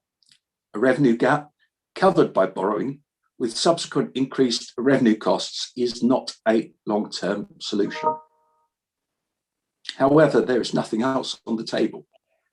There are today no alternative options. Without such borrowing, the council is not able to set a legal budget, which is a requirement of full council. Vote this down and you're effectively voting to lose democratic control and put the council into special measures. It's as simple as that. But I emphasise that today there are no alternative options because after approving this budget, our next stage of discussions with government, with MHCLG will start. Our goal will be to achieve permanent, fairer funding for our city. Funding to ensure we build back better, that we continue to support the most vulnerable, continue to provide the vital services our residents need. Tonight, we have a number of additional budget proposals. The first from our Green Party colleagues highlights the need to maximise use of the pot of money held by the combined authority. It involves no extra cost, and I know Councillor Day has worked hard with council and combined authority colleagues to bring this forward. Councillor Day has also kept me informed on progress. Thank you. That is really appreciated. The second is a set of 10 items from Labour and the Liberal Democrats that was shared 2 days ago. And I want to say a few words on those. Now, to share with councillors 2 days before this meeting, proposals that I'm told are all or nothing is not helpful. Imagine if I did that. Our colleagues would shout, where was the consultation? Where were the equality impact assessments? The carbon impact assessments? Where's the opportunity for scrutiny and challenge? I remember when Councillor Nawaz was elected Labour leader, he talked a lot about cross-party working for the city's benefits. Yet we have a cross-party budget working group he and Councillor Sanford resigned from. And finally, last week, he explained why. We didn't listen to his ideas. Past members of that group will confirm he didn't propose a single one in all his time on it. So what do we have before us? A housing revenue account that Labour and the Liberal Democrats know we're doing. Indeed, Councillor Allen took it to Cabinet for approval and he reconfirmed it in a response to a question at full council on the 4th of March 2020. They proposed planting more trees. And again, Labour and the Liberal Democrats know we're working on that. Indeed, the wording says so. And I think a pattern's emerging here. Improvements to green spaces that Labour and the Liberal Democrats know we're already working on. Their amendment actually states much of that.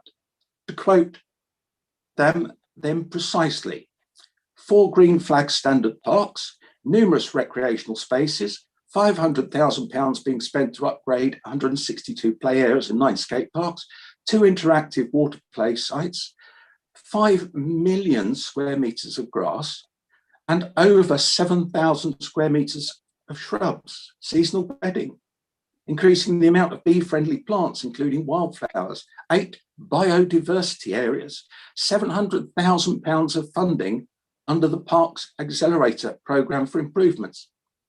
Yes, of course, we will look at better ways and seek more funding to help. That's what we do and what the proposal admits. Next is e-gym equipment. We're looking at that.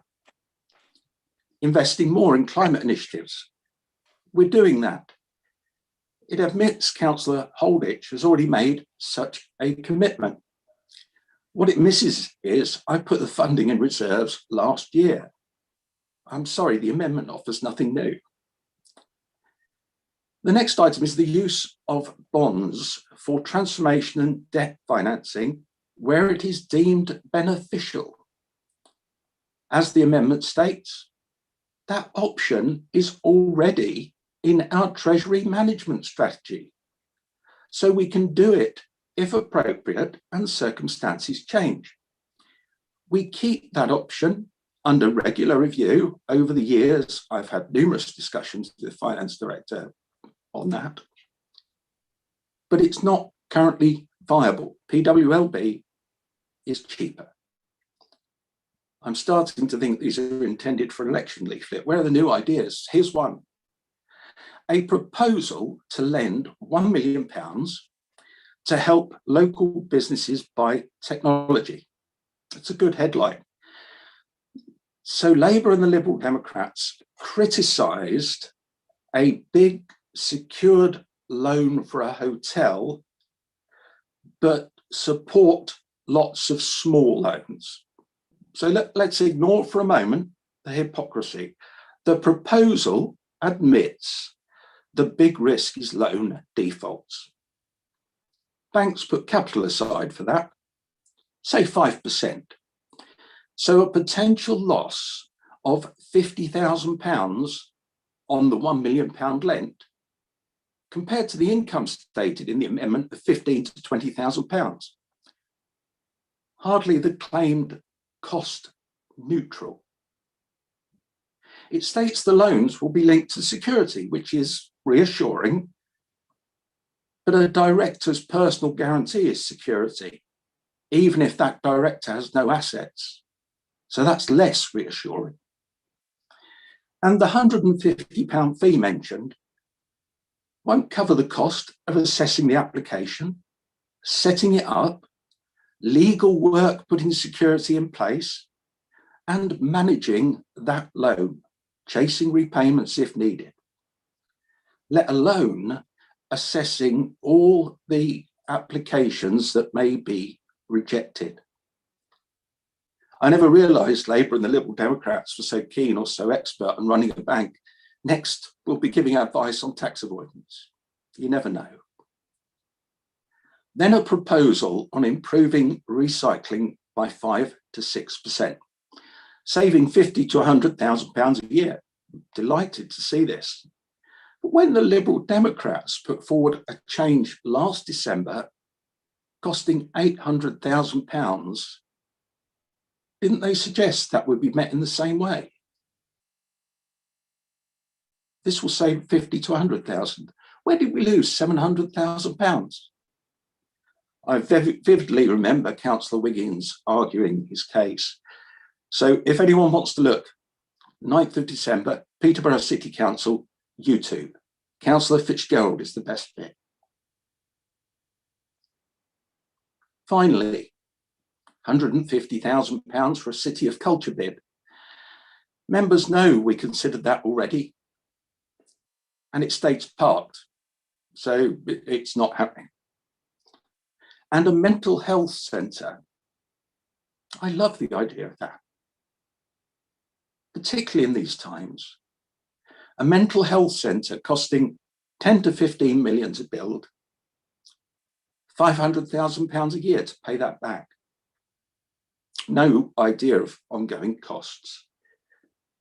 But the amendment states no financial impact, as we'll just be writing a business case for it. I won't be presenting any more of these budgets. If I was, I'd say, can I in future throw in last minute ideas like that?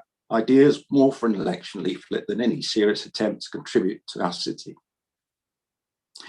Having said that, despite Labour and the Lib Dems' refusal to work with us, their refusal to attend the budget working group, what is clearly more important than their playing politics is that as Conservatives, we do what is right for our city.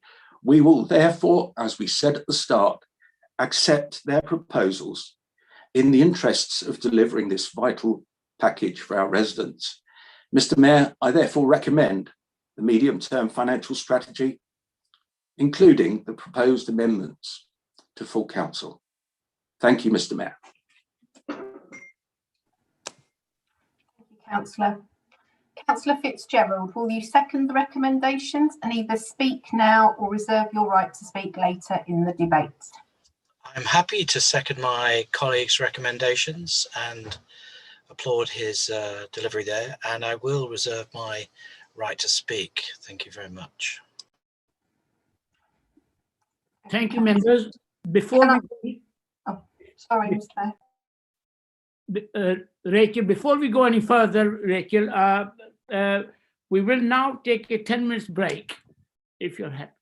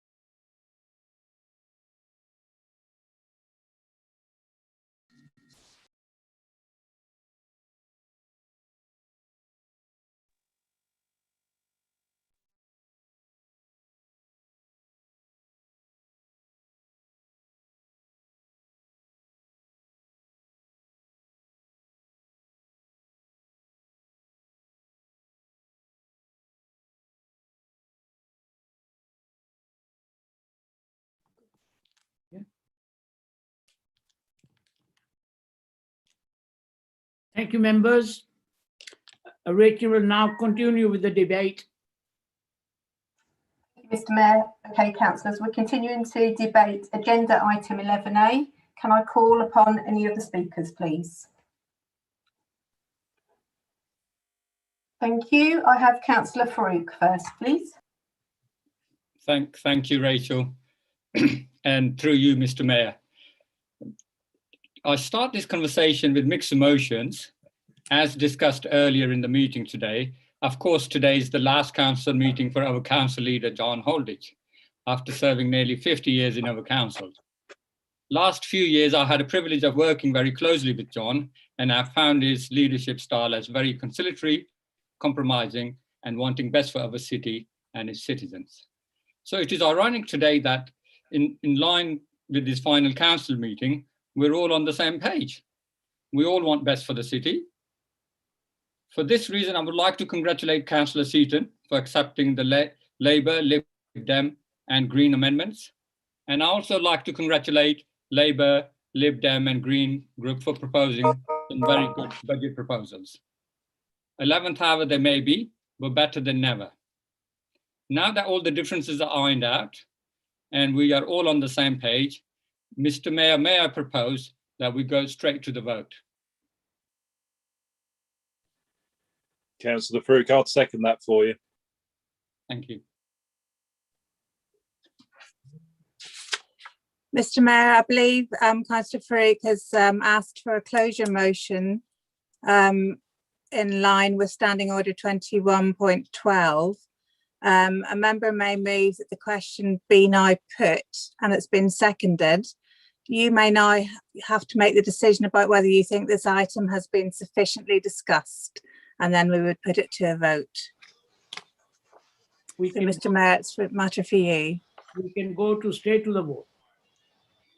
Could I raise a point of order, Mr. Mayor, please? I think, you know, we've just listened to Councillor Seaton going on for nearly a quarter of an hour talking about his budget proposals. But this is an important issue for the council and for the people of Peterborough. Are you seriously saying that by only hearing one person talk, we have had adequate discussion of it? Can I come back on that, Mr. Mayor?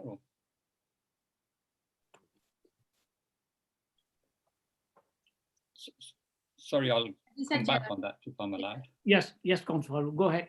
Yeah, thank you. Yeah, what I'm saying is that if we had a document of budget and you've studied it, we all studied it, and then you made the appropriate amendments, what you felt was appropriate, then we're all seems to be on the same page. We all know exactly what it contains. We all agree to it. Then let's go to the vote and discuss the other important council matters, which are later on in the agenda. So therefore, absolutely. Mr. Mayor, as I said earlier, it is a matter for you to decide whether or not the motion has been sufficiently discussed. We can go to the vote. Rachel. Travesty. Thank you, Fiona. Switch up.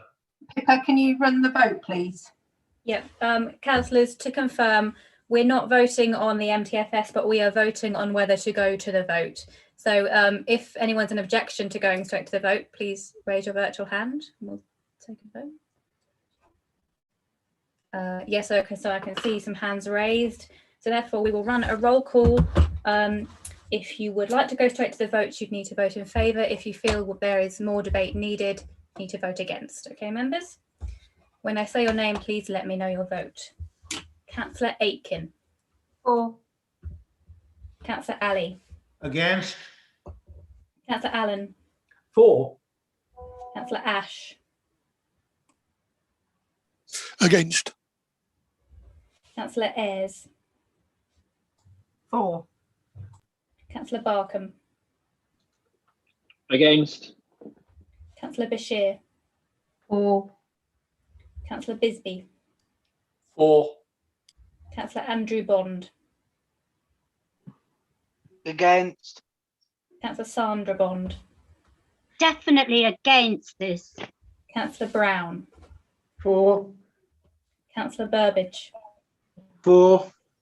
Councillor Casey. For. Councillor Sureste.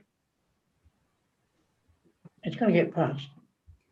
Can members please keep their microphones on mute if they're not speaking? Councillor Sureste.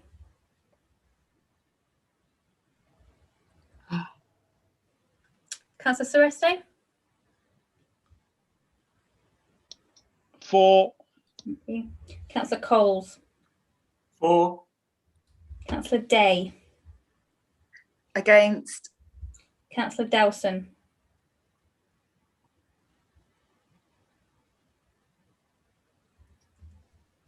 Against.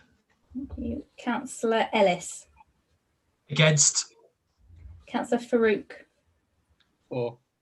Councillor Fitzgerald. I am for this. Thank you. Councillor John Fox. For. Councillor Judy Fox. For. Councillor Harper. For. Councillor Haynes. I am against. Councillor Hemraj. Against. Councillor Hiller. For. Councillor Hogg. Absolutely against. Councillor Holditch. Absolutely for. Councillor Howard. For. Councillor Howell. Against. Councillor Hussain. Against. Councillor Amjad Iqbal. Against. Councillor Azhar Iqbal. For. Councillor Jamil. Definitely against. Councillor Jones. Against. Councillor Joseph. This is against democratic process, so I'm definitely against. Councillor Lane. For. Councillor Lillis. Against. Councillor Murphy. I'm against. Councillor Nadeem. Definitely for. Councillor Gul Nawaz. For. Councillor Shaz Nawaz. Against. Councillor Over. For. Councillor Keum. Against. Councillor Robinson. Against. Councillor Rush. For. Councillor Sanford. I'm absolutely opposed to this absolute travesty of democracy that we're seeing taking place. Councillor Seaton. We all agree on the budget, so it's democratic, and we scrutinised it last week. Lack of So I'm debate for. is not democratic. Your vote, Councillor Councillor Seaton. Sanford, please don't be rude. Councillor Seaton, your vote. For. Councillor Shahid. Against. Councillor Skipstead. Against. Councillor Simons. For. Councillor Walsh. Excuse me, I've just got something stuck in my throat. Can you give me a second? Yep, I'll come back to you. Councillor Warren. For. Councillor Wigan. Against. Councillor Yassin. Against. Councillor Yergatine. Against. Councillor Walsh. For. Right, thank you. 2 seconds.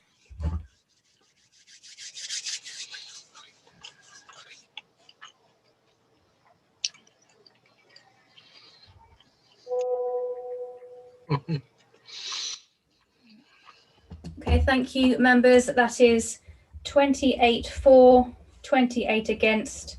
So it is the mayor's casting vote, please. For. Thank you. Can I raise a point of order, Mr. Mayor, please? Just to confirm, members, that's the motion carried. Can I raise a point of order, please? Mr. Mayor, given what you have just done during the last couple of minutes of this meeting, I have no confidence in the fact that you are chairing this meeting impartially. So I would actually like to ask the legal officer, is there a mechanism that we can move a motion of no confidence in the mayor because of the way he's actually chairing this council meeting? A point of order, Mr. Mayor. Yes, go ahead. Could the legal officer also just rule, given that you have acted entirely in accordance with the council's standing orders, is it right that Councillor Sanford makes such a rude proposal? Councillor Hogg, that's the second time you've been rude. Please don't do it again. I haven't said a word. Wrong person. Wasn't him. I can clearly see your mouth move. I saw it last time. I've seen it again. Please don't be rude. I didn't say a word, and please, will you please retract that, Councillor Seaton? I did not say anything. If you're going to make accusations, please make them accurate. Let's move on, please. Can we move on? I would like to second. I think I asked the question of the legal officer on a point of order, and I've not actually had an answer yet. Could I have an answer, please? Thank you, Councillor Sanford. I was waiting for Councillor Seaton to make his point of order. There is no mechanism within current standing orders to have a vote of no confidence in the mayor. The mayor, under standing orders, may exercise any power or duty of the mayor, and it is within his gift to decide that the matter had been sufficiently discussed. So you are happy as the legal officer of this council that having no debate is reasonable to say that is having adequate discussion? I actually find that appalling. Mr. Mayor, may I make a point of personal explanation on behalf of the group for our reasoning or thinking on this? Is that okay to do so? Go ahead. Okay, Yes, because this is a public meeting, is being streamed live. Our view on this is we have all agreed and accepted all the amendments on the budget. So therefore, I can't see it would be not in agreement. Otherwise, members putting those amendments would be voting against their own budget. So let me be perfectly clear. There's been enough and adequate discussion of this budget over the number of weeks. What is there to discuss if we've already agreed it? Can we please move on? I think we've had the vote, and then we can get on to the other issues which people complain about there isn't enough time for, and now there will be time. Thank you very much, Mr. Mayor. May I make a point of personal explanation, Mr. Mayor? Can I say full information was in the agenda pack, therefore if read we can vote. May I make a point of personal explanation, Mr. Mayor? Yes. It's just a sincere apology to Councillor Hogg. I think you interrupted earlier. Clearly this last time it wasn't you, it was actually Councillor Bond, but I can't tell Liberal Democrats apart. But apologies, Councillor Hogg. Thank you. Well, you can't tell me apart, Councillor Seaton. Mate, you need your eyes tested. Oh. Are we moving to the vote on the budget now, please?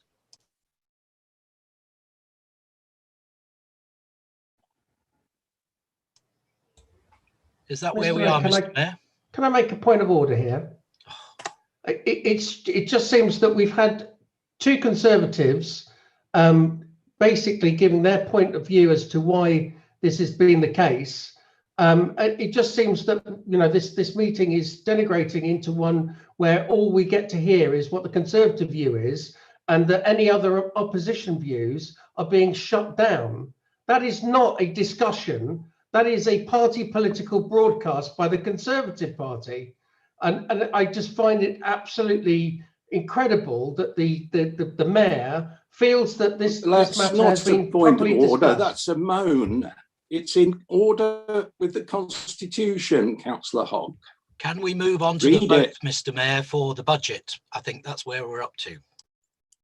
Can we move to agenda item 10? I'll second that.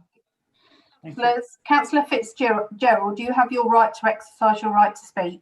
you wish to exercise your right to speak. If we are moving to the vote, if I'm correct, that's where we are in the proceedings. I don't want to hold things up unnecessarily, even though I could give a whole party political speech, which I've written down. But in the interests of moving on to the other issues that we are accused of not getting to, as I've said, let's move to the vote on the budget, and I'm happy not to say any more. Excuse me, can I just ask a question to Councillor Seaton, please? Under what standing order? Please, okay, a point of order. Please, could Councillor I Bond, ask what point of order are you raising? Councillor Seaton said that it was Councillor Bond that said something. I would like to know which Councillor Bond it was, because I know I didn't, and I know Councillor Andrew Bond didn't. So please, he's obviously got confused with someone else. Thank you. I think Councillor Shahid owned up. No, it wasn't me. I've no idea, don't care. Well, I think you really ought to think about it. And if you can't tell the difference between a female and a male, well, you ought to get your eyes sorted. Thank you. Councillor Seaton, would you like to sum up, please?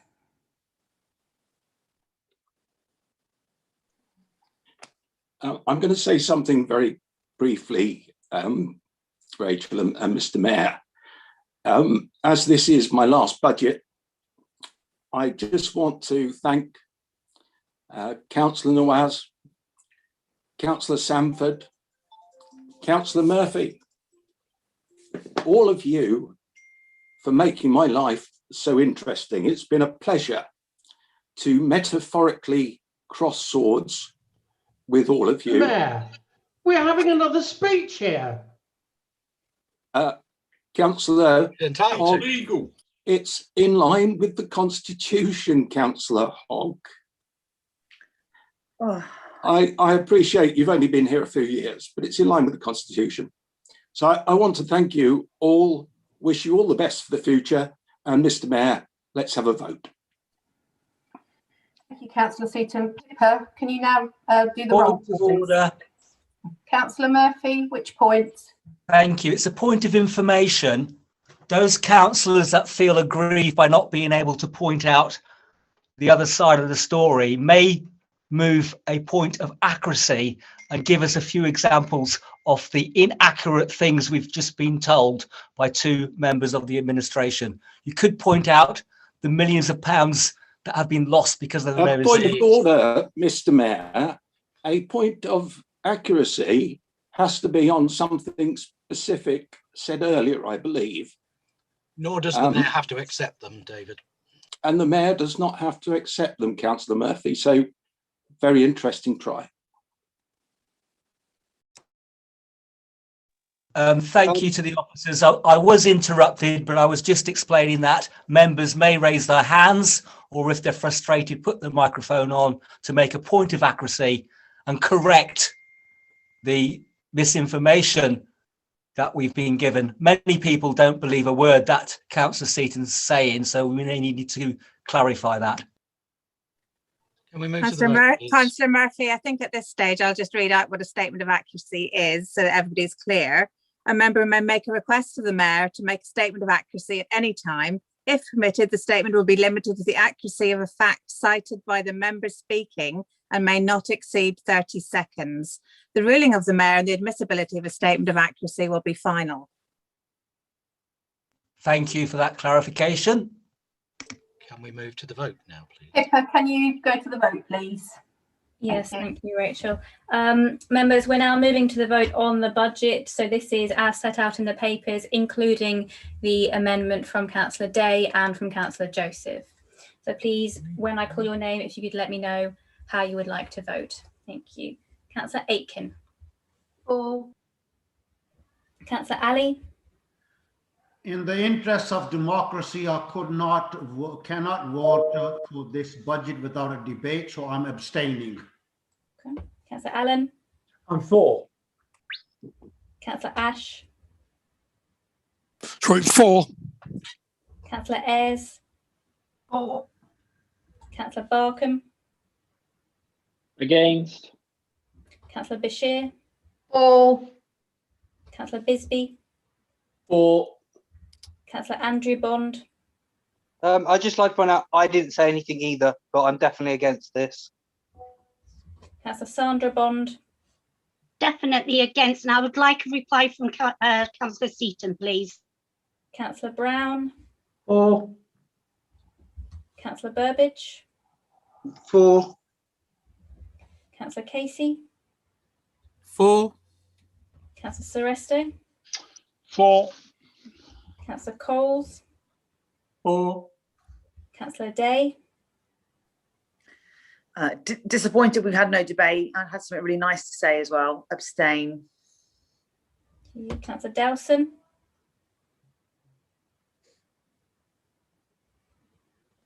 Abstain. Councillor Ellis. I'm extremely disappointed that there has not been proper debate on the budget for this year. Hence, I will be abstaining. Councillor Farouk. For. Councillor Fitzgerald. To be clear, we're all agreeing the budget, but the opposition are voting against their own.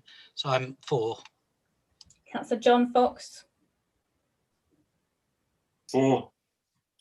Councillor Judy Fox. For. Councillor Harper. For. Councillor Haynes. I don't understand why, if we agreed on all the amendments, Councillor Seaton felt he needed to go on criticising them and slagging them off, and this is completely undemocratic, and I'm voting against. Councillor Hemorrhage. Abstaining to an undemocratic way of the way this vote has been proceeded. Councillor Hiller.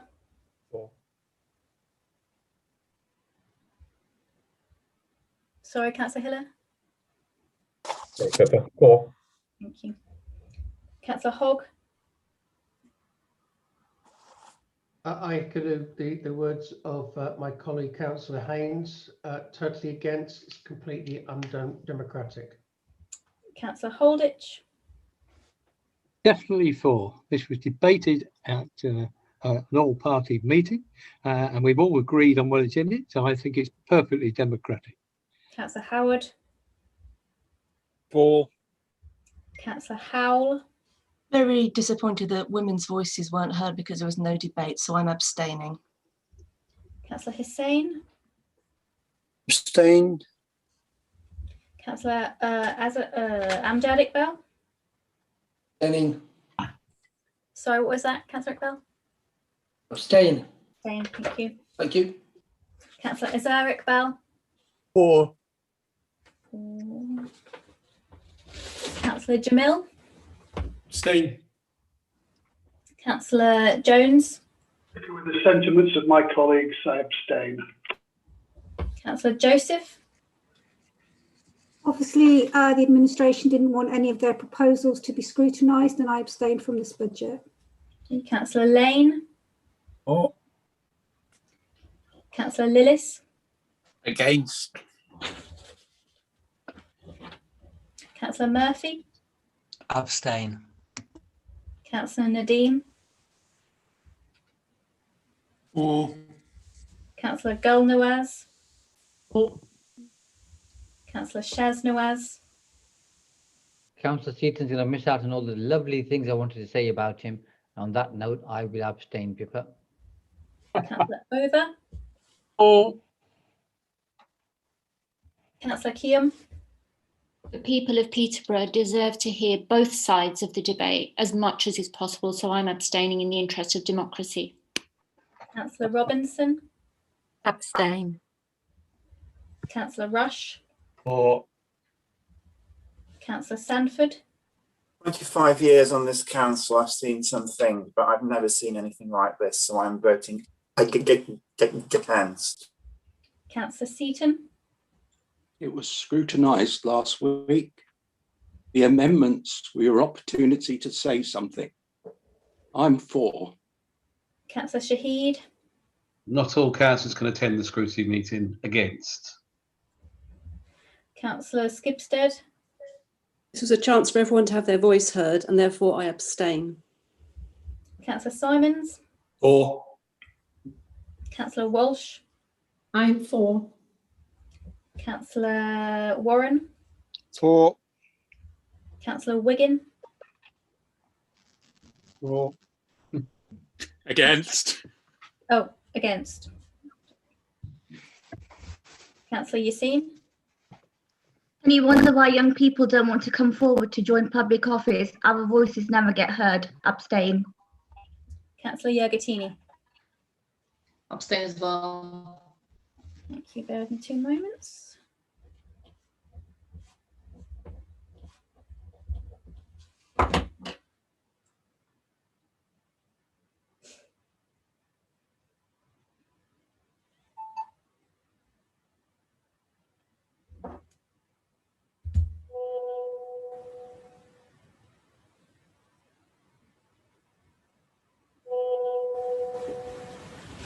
Okay, members, thank you. I've got 29 for, 9 against, 8 abstaining, so that is carried. I think that was 18 Pippa abstaining.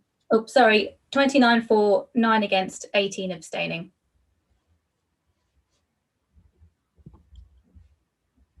Thank you. Thank you, Pippa. Agenda item 10A, council tax resolution 2021. Agenda item 10A is in relation to the council tax resolution 2021 information. Point of order, Mr. Mayor, before we continue, please. What's your point, Councillor Wiggin? So under Standing Order 21.6, when a member may speak again, I believe in the previous debate, a large number of members did not follow this standing order. And any members of the public watching this debate will not have a good opinion of the council from this. We were promised at the start of the meeting that standing orders would be enforced robustly, but I have not seen this done at all. Please could you ensure that the standing orders, particularly 21.6 of people interrupting each other and making sometimes quite nasty points, that this standing order is upheld, please. Thank you. Information on this can be found in the agenda pack on page 37. Thank you, Rachel. We'll now open the debate. Thank you, Mr. Mayor, and through you, members, this also forms part of the overall budget debate, and so there will again be no time limit on member speeches for this item. Councillor Seaton, would you like to move the recommendations, please? I'm happy to so do and would suggest we move straight to the vote. Councillor Fitzgerald, will you second the recommendation and either speak now or reserve your right to speak later in debate?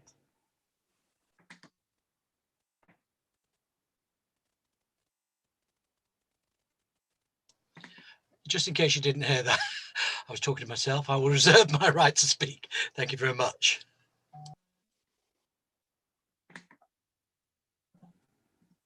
Councillor Seaton, have you got a seconder for your proposal to move to the vote? I'm happy to second that also if people want to do that. Or we can just go agreed if we're all agreed, rather than go through the whole thing again. Mr. Mayor, it's again a matter for you to decide whether or not we should, the matter's been sufficiently discussed and whether or not it should be put to a vote. We will take to the vote, please. Do we need a vote, Fiona, or can we just not agree if there are no dissenting members? I don't know. Rachel, could you make that request, please? I'm just trying to save time. Yeah, members, so this is again a vote on whether to go to the vote. So if you have any objections and go directly to the vote, please let me know. Yes, okay, I see objections, so we'll have to take a roll call on whether to go directly to the vote, members. All right. Point of order. Point of order, Mr. Mayor, you have now ruled that we can't have a vote, we can't have a debate on the budget. You've now also ruled that having had no speeches at all on the council tax, that has been adequately debated. I actually find some of your rulings completely incomprehensible. Full information was in the agenda pack, so therefore we can vote. So we can go straight for vote. All right, members, so we are now voting on again whether to go to the vote on the council tax item. If you would like to go straight to the vote, please vote in favour. If you would like discussion, please vote against. When I call your name, please let me know your vote. Councillor Aitken. For. Councillor Ali. We haven't had a debate. I can't look the residents in the eye and ask them for to pay more. Councillor Ali, what is your vote? I'm against. Against. Okay. Councillor Allen. I'm for. Councillor Ash. Against. Councillor Ayres. Councillor Barkham. Against. Councillor Bashir. For. Councillor Bisbee. For. Councillor Andrew Bond. Against. Councillor Sandra Bond. Against. Councillor Brown. For. Councillor Burbidge. For. Councillor Casey. For. Councillor Sureste. For. Councillor Coles. For. Councillor Day. Again, I don't think I'm representing my residents, so against. Councillor Dowson. Against. Councillor Ellis. People of Peterborough deserve to know the reason why the council is What wanting is your vote, Councillor Ellis? to up the council tax. Therefore, I'm voting against not having a proper debate on this. Councillor Farouk. For. Councillor Fitzgerald. I'm for. Councillor John Fox. For. Councillor Judy Fox. For. Councillor Harper. For. Councillor Haynes. I do not think we should go to the vote, so against. Councillor Hemraj. I represent one of the most deprived areas in Peterborough, and you're not allowing debate. Councillor Hemraj. Appalling of you. Against. Thank you. Councillor Hiller. For. Councillor Hogg. Trying to work out what they're afraid of. Against. Councillor Holditch. I'm for. You've approved the budget, therefore you can't alter the council tax. Councillor Howard. For. Correct. Councillor Howell. Against. Councillor Hussain. Against. Councillor Amjad Iqbal. Against. Councillor Azar Iqbal. For. Councillor Jamil. Against. Councillor Jones. This is my interpretation of democracy. Against. Councillor Joseph. Absolutely hang your head in shame. Against. Councillor Lane. For. Councillor Lillis. Against. Councillor Murphy. I am against and astonished that this may go through in the casting vote of the mayor. Councillor Nadeem. Pippa, I understand just the point of information, Mr. Mayor. He's trying to reconnect, so if we could either come back to him. Oh, he's in the call. Okay, I'll come back to him. Unless he's back Councillor on. Nawaz. Councillor Gul Nawaz. For. Councillor Shaz Nawaz. Against. Hello. I'm Oh, back. Councillor Nadeem. Yes, he's back. Go on, Nadeem. For. Councillor Over. For.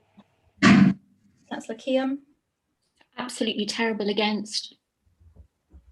Councillor Robinson. I'm against cancelling debate. Councillor Rush. For.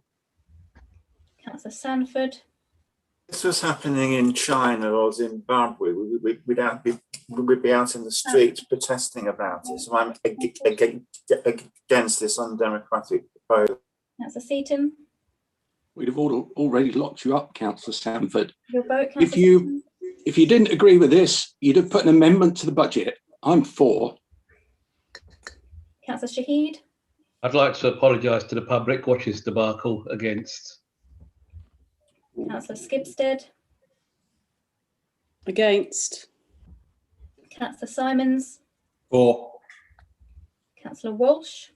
I'm for. Councillor Warren. For. Councillor Wiggin. Against. Councillor Yassine. Against.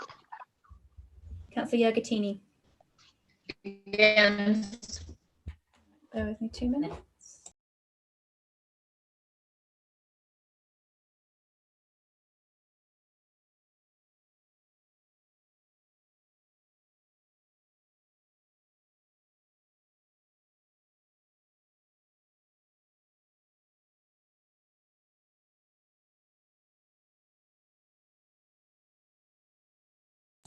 Right, thank you, members. We've got 28 in favour, 28 against, so it's Mayor's casting vote. Mayor, which way would you like to vote? For. Okay, so that's the Mayor's casting vote in favour, so that is carried. Thank you, Pippa. Councillor Fitzgerald, you do have your exercise your right if you wish. Do you wish to do so? Again, I've got loads to say, but I'm trying to move on to motions and other things that we need to talk about. So I'm not going to prolong the debate. As Councillor Holditch said, and others know, if you know what's going on, opposition members, there is no point in debating this because it's already agreed within the budget. So the point would be, what are you going to debate? You can't change anything without changing the budget. So it's crackers. We're not crackers, but clearly some of you don't understand. So no, I'm going to shut up and let's go to the vote. Thank you, Councillor Fitzgerald. Councillor Seaton, would you like to sum up, please? Thank you, Rachel. Thank you, Mr. Mayor. Clearly, if anyone disagreed with that last item, then they could have put an amendment to the budget. So I believe we should move forward. Thank you, Mr. Mayor. Thank you, Councillor Seaton. Pippa, off you go again, please. Okay, thank you, members. So we are now moving to the vote on the council tax item as set out in the agenda. Can you raise your hand if there's any objection to the council tax proposal?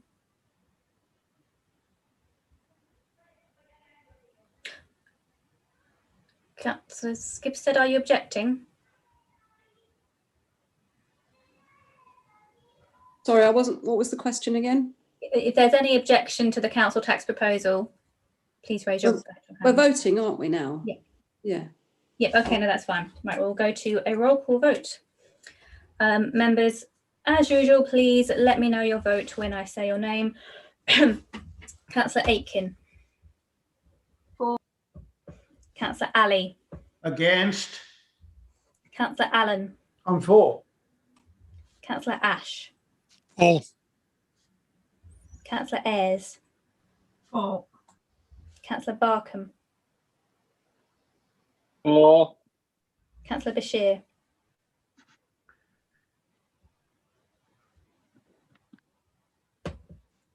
Councillor Bashir.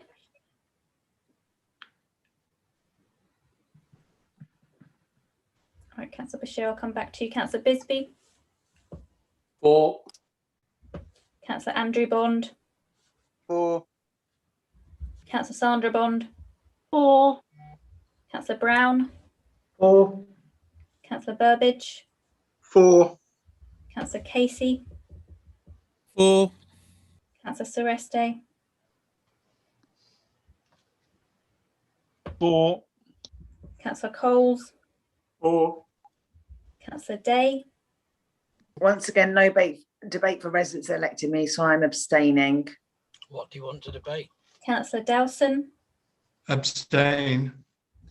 Councillor Ellis. Against. Councillor Farouk. For.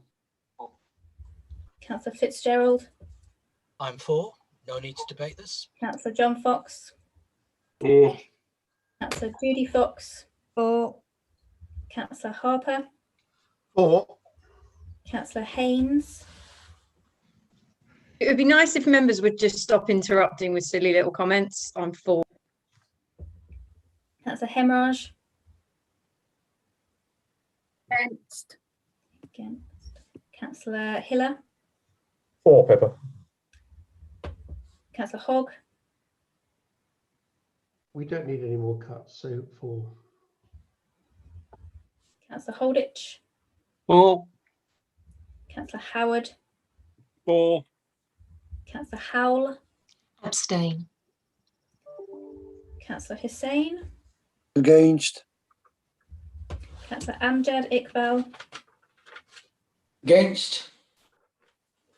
Councillor Azar Iqbal, For.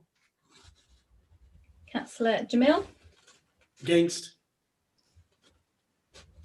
Councillor Jones, Against. Councillor Joseph, Against. Pippa. Councillor Lane, For. Councillor Lillis, For.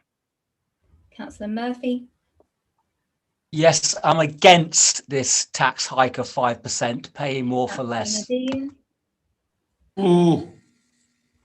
Councillor Gulnawaz,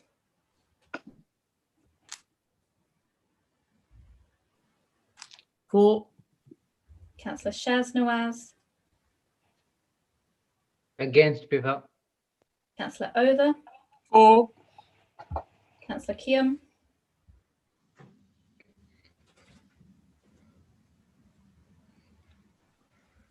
Councillor Keum, Against, sorry. Councillor Robinson, Against. Councillor Rush, For. Councillor Sandford, For. Councillor Seaton, For. Councillor Shahid, For. Councillor Skibstead, Against. Councillor Simons, For. Councillor Walsh, For. Councillor Warren, For. Councillor Wiggin, For. Councillor Yassine, Against.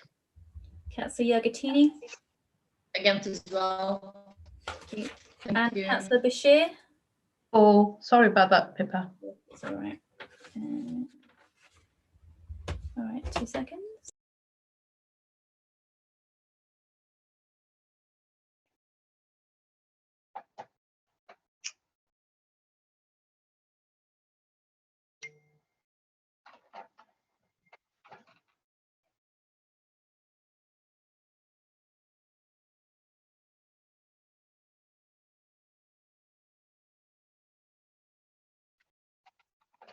All right, thank you, members. We have 38 in favour, 15 against and 3 abstaining, so it's carried. Thank you, Mr. Mayor. Thank you, Peppa.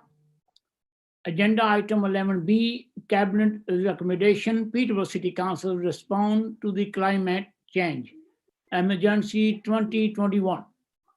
Agenda item 11B is in relation to Peterborough City Council respond to the climate change emergency. Information on this can be found in the agenda pack on page 47.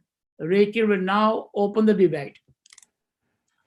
Thank you, Mr. Mayor, and through you, Councillor Sereste, would you like to move the recommendations, please?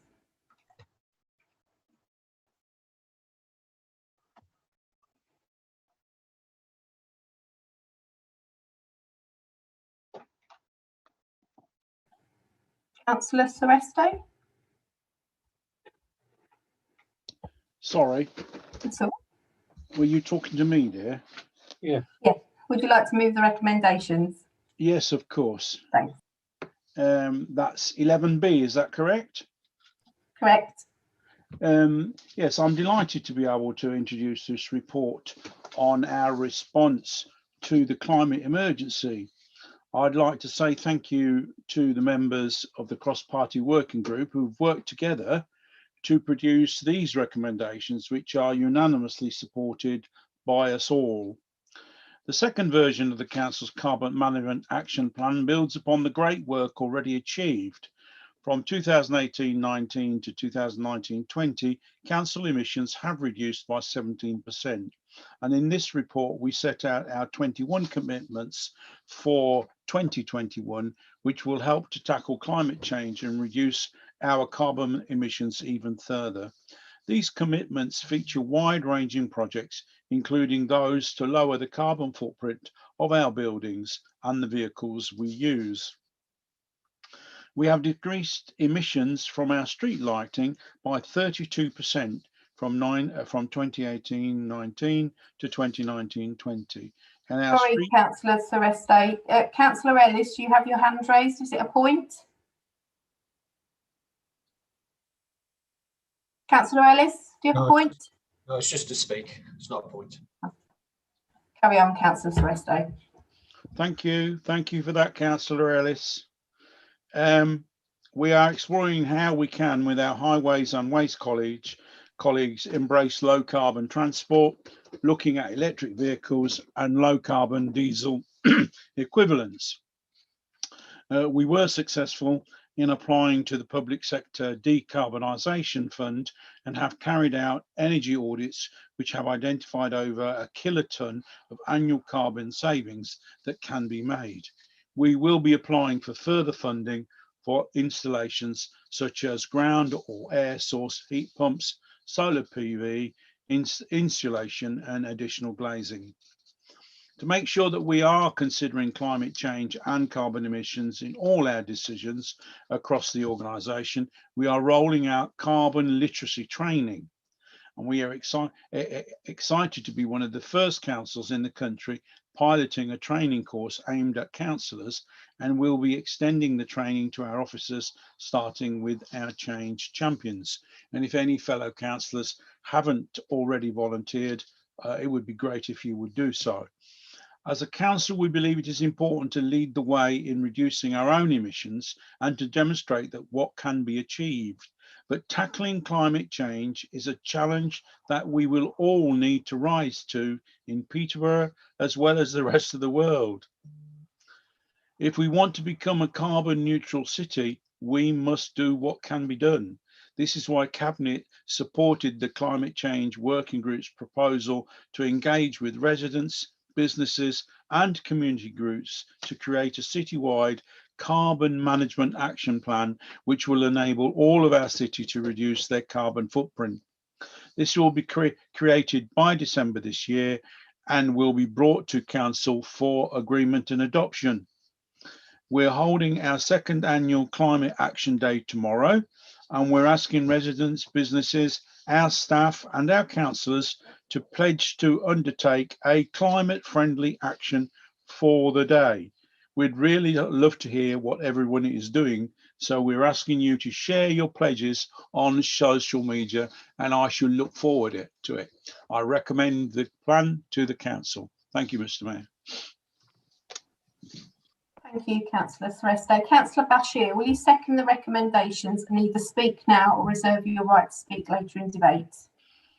Thank you. Happy to second that, and I'll reserve my right to speak till later. Thank you. Can I call upon any speakers, please? Councillor Ellis. Thank you, and sorry about my enthusiasm. Thank you, Councillor Sereste, and thank you to all the officers who've been servicing the Climate Change Party Working Group and the work that they've done, as well as the councillors, to get the council CMAP together, and also towards the citywide CMAP, which we're still working on, and we're also going to be engaging with the public more. I think it's important. There is a lot more we can do. There's a lot more every single one of us can do, and as well as the council. And I see the council plan, like I did last year, as work in progress, and we've moved quite a long way from last year with the help and the, I think you could say, the patience and hard work and some robust debates within the working group. It was a robust debate which got us to where we are with both CMAPs, both plans, both the council one, a few changes were made, as well as the citywide one, which we'll be working on towards the end of the year. There's a lot more we can do. The council needs to be more ambitious going forward. We need to be less car-centric, offer more choices of carbon and environmentally friendly travel. Tree planting has to increase substantially to be able to give us more against ozone, the emissions. And recycling has to be much more of a priority. And I'm pleased although we didn't have it in the budget debate because there wasn't one, some of the things, the money pledged, the £100,000, and some of the amendments which go towards going for the climate, to get to net zero by 2030. A long way to go. Thank you very much. I do, as they stand for now, I commend these plans. Going forward, there'll be work done on them. It's an ongoing thing. And thank you for everybody involved. And I hope we can continue meeting and coming to consensus decisions in the future for the good of Peterborough and good of the planet. Thank you. Councillor Day, please. Thank you, and through you, Mr. Mayor. The Green Group are happy to voice to vote and voice their support for this recommendation that Council adopts the Carbon Management Action Plan. We support the recommendation about significantly increasing tree canopy cover across the city, as well as approve use of earmarked £100,000 worth of reserves to support climate change initiatives. Had I got a chance to talk about my amendment to the budget, which I'm sure will feature in the Carbon Management Action Plan. This amendment was about Peterborough leading the path to a green recovery. It was about heating homes in a carbon neutral capacity. And the amendment was also about upskilling local people and creating a resilient workforce. We know in the Greens that the old models of growth in a post-manufacturing town such as Peterborough will no longer work. To achieve climate stability, we need to create solutions that also have commercial market sustainability. And we have no choice, as Councillor Sereste says, but to look towards the future and plan for it. We felt at the working group meeting, and as Councillor Ellis said, we had a very robust meeting, that it would be beneficial to seek public engagement and consultation, something that's often lacking on the citywide plan, as it is a plan that will benefit the city and all our residents. So we want to hear what our residents think. We want to ensure that this document is ambitious in moving the city forward to really realistically trying to achieve its 2030 net zero target. I welcome a period of really creative public engagement and for the final citywide carbon management action plan to be presented by December 2021. So we support this recommendation. Thank you. Thank you. Councillor Sanford, please. Thank you. I would also like to support the recommendation that's on the table, but I just want to make a few remarks in supporting it. I think we have to recognise that the target that the council has signed up to, of getting both the council to net zero carbon by 2030, but also getting the whole of Peterborough to net zero carbon by 2030, is an extremely ambitious target. So, and given the fact that the emissions that the council is responsible for is only a very small proportion of what the whole of Peterborough is responsible for, the crucial document is going to be the Peterborough White Plan. Now, we have had some considerable discussion about that, but we've actually decided that rather than bringing that document to full council, because we didn't think that what was currently being proposed is actually going to enable us to meet the target. So what we're proposing is that document goes out to public consultation, and we actually get to hear, how members of the public feel we can actually achieve our ambitious targets. So that leaves us with the city-wide plan. Now, I have to say, and I think we do need to be quite blunt about this. My colleagues have been talking about we had robust conversations. We had some extremely robust conversations over two aspects of the plan. Quite a lot of the things in the plan are probably relatively uncontroversial, but being relatively uncontroversial, they're probably not going to have a gigantic impact. The two areas of controversy were around the period project Some of us are asking questions about what the PIRI project is. It appears to be about using heat from the incineration plan, which gives some of us cause for concern. But what we've agreed within the working group after the robust discussions is that we're going to have a workshop focusing on the PIRI project so that we can talk about the pros and cons of it and to see whether it is going to help us to achieve these targets. The other area of controversy was about tree planting. And I have to say, and I think it's been said before, what is in our plan at the moment of planting 400 trees per annum is a pathetic target. It's not going to get us to net zero carbon by 2030, never mind 2030. So we do need much more ambitious targets. And one of the problems we've been having is some of the costings we've been presented with have been quoting some exorbitant prices for the cost of planting trees. But we've agreed a mechanism whereby we're going to tackle that. We're going to have a workshop. We're going to get external experts in to give us their views on how we can set ambitious targets and how much it will cost to achieve them. So with taking those two elements out, I think I can confidently recommend to Council that you support the plan. Thank you. Thank you, Councillor. Councillor Wiggin, please. Thank you. I just wanted to see Councillor Sanford's made the points about the plan on behalf of our group, but I just wanted to endorse what Councillor Seresti said about the carbon literacy training and to encourage all members to sign up as soon as they get the opportunity. I'm on the first cohort and I found the first two sessions really interesting, and even though I'd say I know quite a lot about climate change, I'm learning all the time. They're absolutely brilliant and really interactive, and everyone on the training is getting involved, sharing their views, sharing ideas. So I would recommend everyone to get on that training as soon as possible. Thank you. Thank you, Councillor. Councillor Bashir, would you like to exercise your right to speak, please? No, it's fine. Thank you. Councillor Sereste, would you like to sum up, please?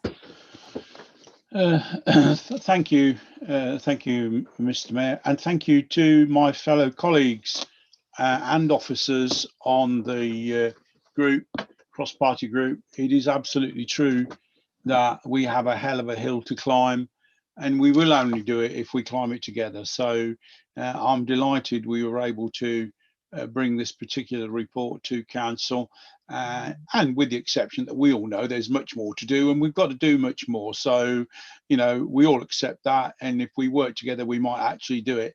So thank you, everybody. I'm not going to say any more than that. Thank you, Mr. Mayor, for letting me speak, and I hope the Council will all vote in favour of what we've just presented to you.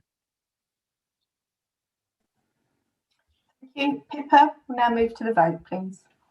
Thank you, members.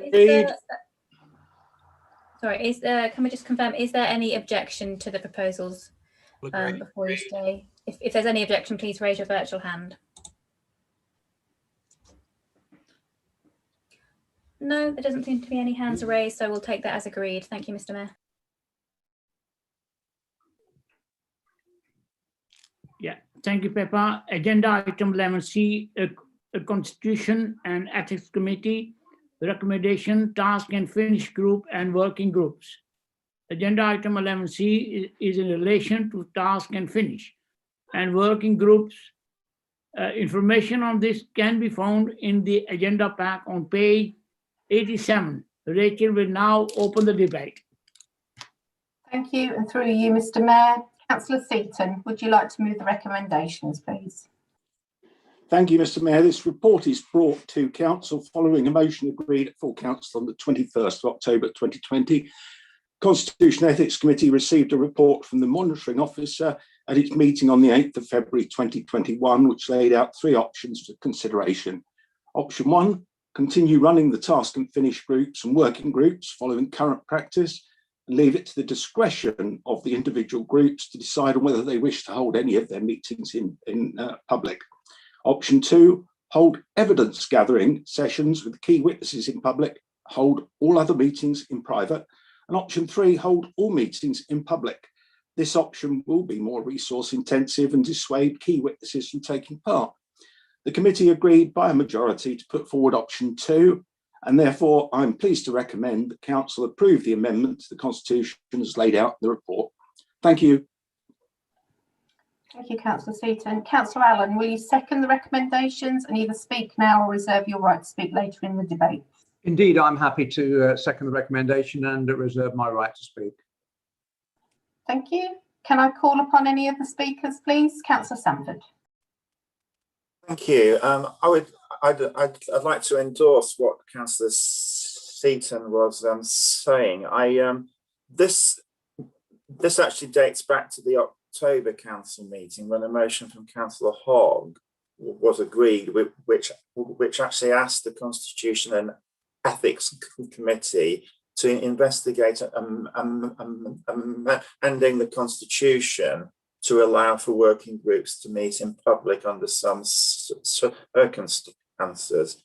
The motion argued that the default option should be for all working groups to meet in public unless confidential or sensitive information was being proposed. Now, as Councillor Seaton has outlined, when the report came to committee, there were 3 options in it, and he's actually outlined what those options are. I actually think it's an important principle that as a council, as much of our business as possible should be open to observation by the public. And I think it's important to say that we're not talking about the public participating necessarily. It's the fact that they can observe what's happening, because ultimately, you know, we are all accountable to the public for the actions that we take. So I actually said at the committee that I could have supported option 3, the sort of open all meetings up option, or I could also have supported option 2. The reason I can support option 2 is that that's the system that operates in parliamentary committees. When they're holding hearings, they actually hold them in public, but when the committee goes away to decide on its recommendation so they can have a robust discussion, that sometimes happens in private. So I was actually pleased that the committee decided to put option 2 forward. I think it's a pragmatic compromise. It will only lead to a small number of extra meetings being held in public, so it won't impose extra costs. It won't impose significant extra costs onto the council. So I would like to support what Councillor Seaton is saying and recommend that council supports this proposal.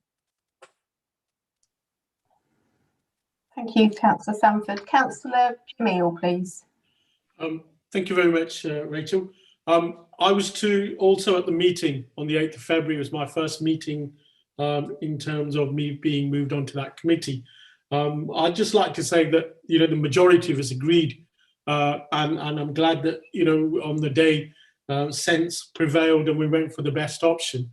My only proposal is that it seems to be that we're all in agreement. I'd like to move to vote so we can try and get through some of the other stuff that we've got to get through tonight.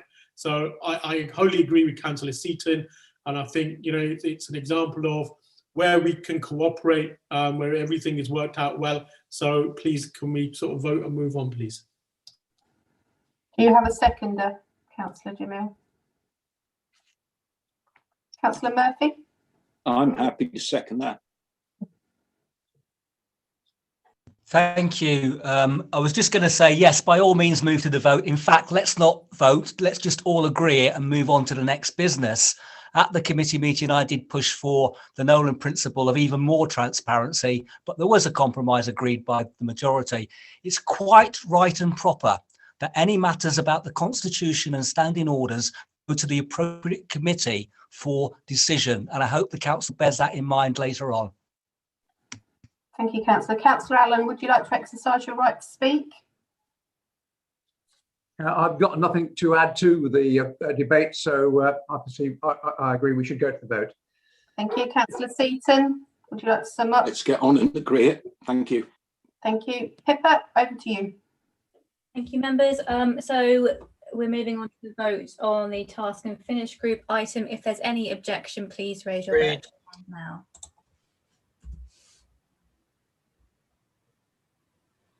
Yep, I can't see any hands raised, so we'll take that as agreed. Thank you, members.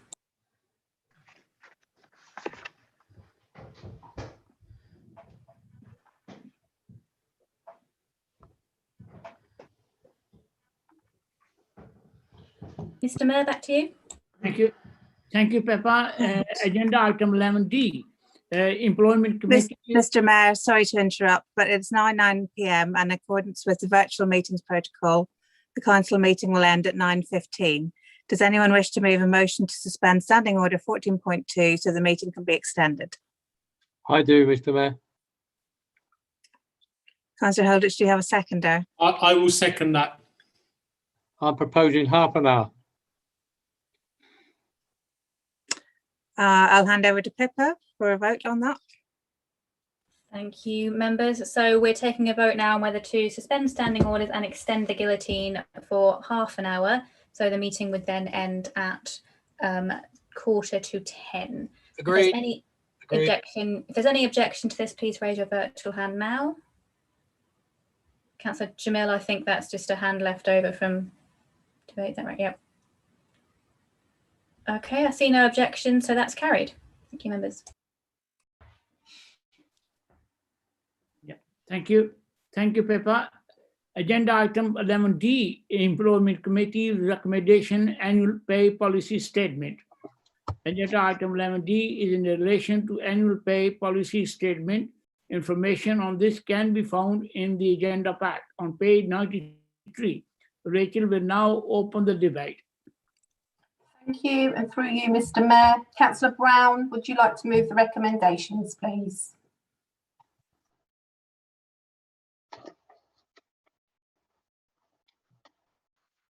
You're on mute, Councillor Brown. You're on mute.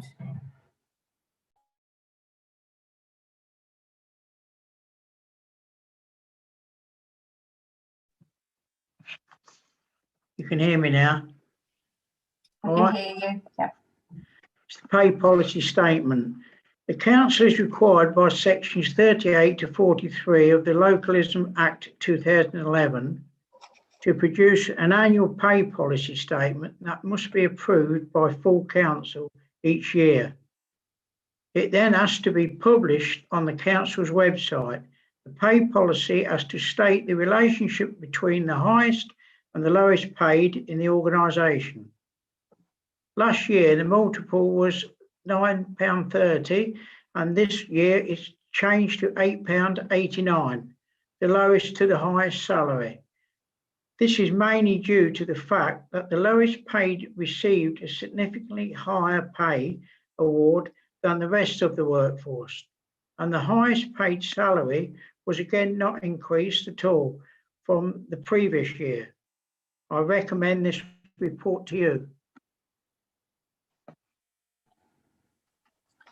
Thank you, Councillor Brown. Councillor Holditch, will you second the recommendations and either speak now or reserve your right to speak later in debate? Second the recommendation and reserve my right. Thank you, Councillor Holditch. Can I call upon any of the speakers? Councillor Jamil, please. All I'm going to say is, can we move to vote, please? Do you have a seconder? I'll second it. Agreed.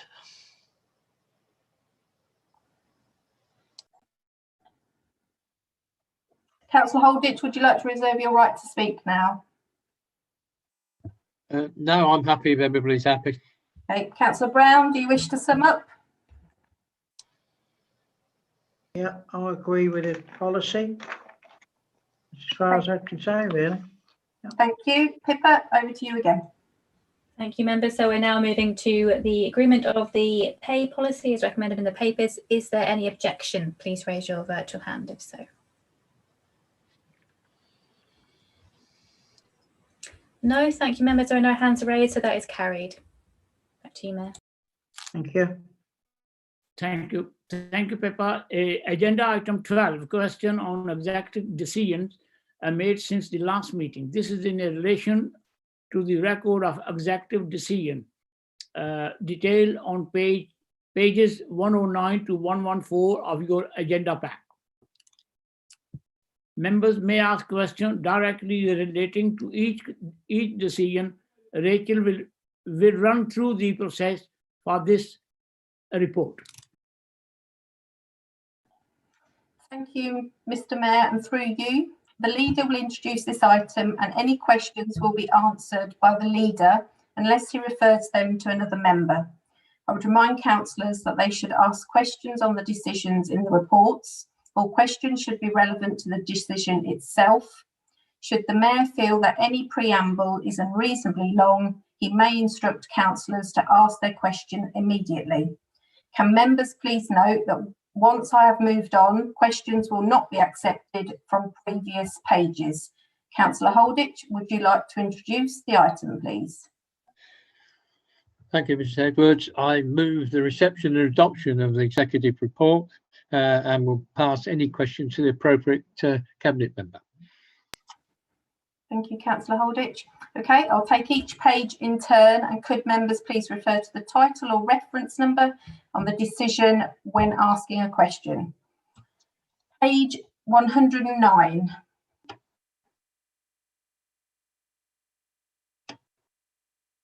$110.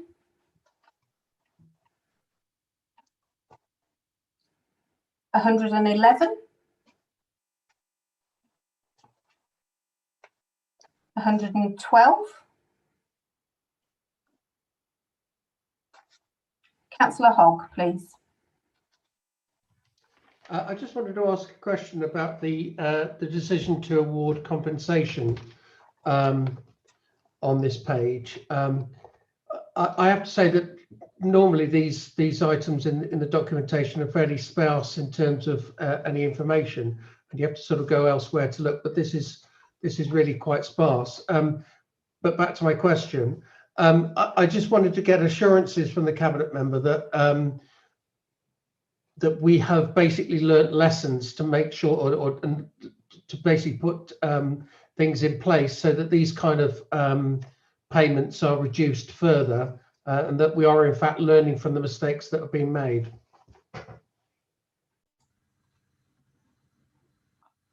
Can I speak as the cabinet member? Right. Thank you very much. The answer to your question is yes, very much so. I do have to look at all of these, and in fact, as you know, as you can gather, there are more documents behind them, Councillor Hogg, of course. And I do look at those and make my own comments to any of the assistant directors or anybody who is dealing with these particular matters that end in compensation being paid. So the answer is I've only recently had this one and have gone into it in some depth to make sure that we are in fact doing things to make things better, particularly for our EHCP children. Thank you very much. Thank you for your answer. Thank you. Page 113, please. And page 114. Back to you, Mr. Mayor. Thank you, Rachel. Agenda item 13, question on the combined authority decision made since the last meeting. This is in relation to the record of combined authority decisions, detailed on pages 115 to 140 of your agenda pack. As per the virtual meeting protocol, questions and answers in relation to this item are due to prior to the meeting. None have been received. Agenda item 14, motion on notice. Motion on notice can be found on pages 141 to 146 of your agenda pack. Motion 1, motion from Councillor Howard This motion is in relation to Sir Tom Moore. I will now hand over to Rachel to oversee the debate. Thank you. Councillor Murphy, do you have a point? Yeah, it's a point of order. I'd like to move on this motion. I think we're all behind it. And as it says in the motion, I move we remit it to the relevant committee. It's the honours panel in this case. Thank you.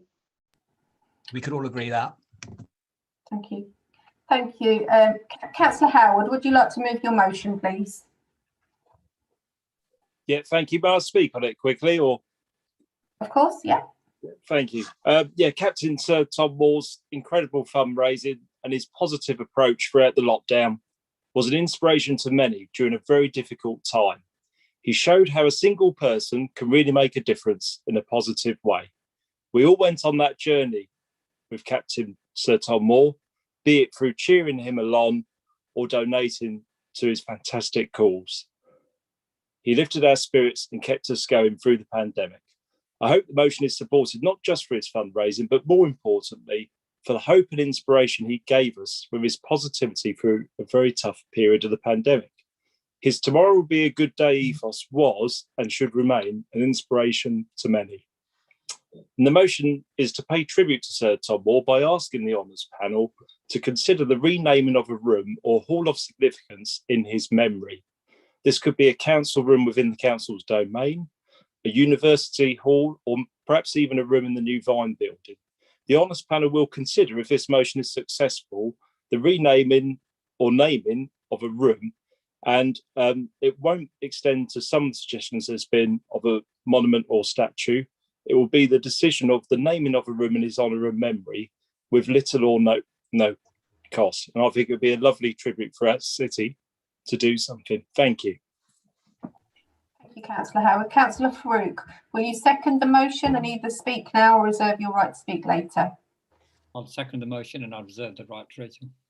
Thank you. Can I call upon any speakers? Councillor Hiller. Yes, thank you, Rachel. Thank you, Mr. Mayor. Can I just state for the record, Mr. Mayor, that I support Councillor Howard's motion, and without preempting any due process that we might follow, I'm sure my fellow members of the Honours Panel will be very pleased to discuss his proposal in detail and make our recommendations for full council to consider in due course. I think it's an eminent proposal from Councillor Howard, and I'm sure the Honours Panel will look very favourably at that. Thank you, Mr. Mayor. Thank you, Councillor Howard. Thank you, Councillor Hiller. Councillor Jamil, please.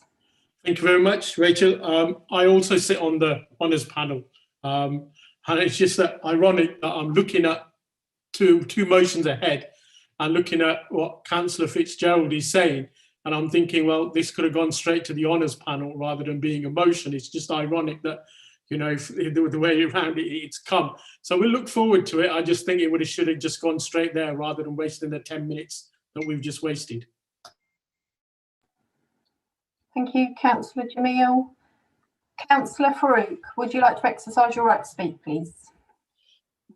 No, everything is said now, so I've got nothing to add, Rachel. Councillor Howard, would you like to sum up, please? Yeah, thank you. Yeah, thanks for everyone's comments. I'm happy to go to the vote. Thank you. Councillor Howard, over to you, Pippa. Thank you, Rachel. Okay, members, so we're going to the vote on Councillor Howard's motion. If there's any objection, please raise your virtual hand now.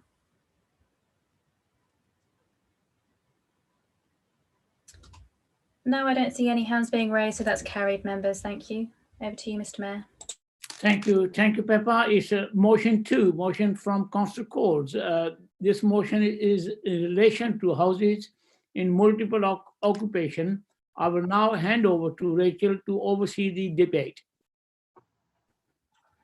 Thank you, and through you, Mr. Mayor. Councillor Coles, I understand that you're happy to accept the amendment from Councillor Murphy as set out in the additional information pack. Is there any objection to this? Thank you very much. I'm very grateful for Councillor Murphy for contributing what he did. Thank you. Councillor Murphy, do you wish to speak? Have a point? Yeah, it's a procedural motion again. I'll say it more clearly this time, as I did last time. Can I move the procedural motion, understanding orders, that this is remitted along with the accepted amendment to the relevant committee. And I think the councillor has cited in his motion planning as one of them. So if we can agree to do that, that can be done and we can move on to the next item. Thank you. So Councillor Murphy is moving that the question be put, and you need a seconder for that, Councillor Murphy.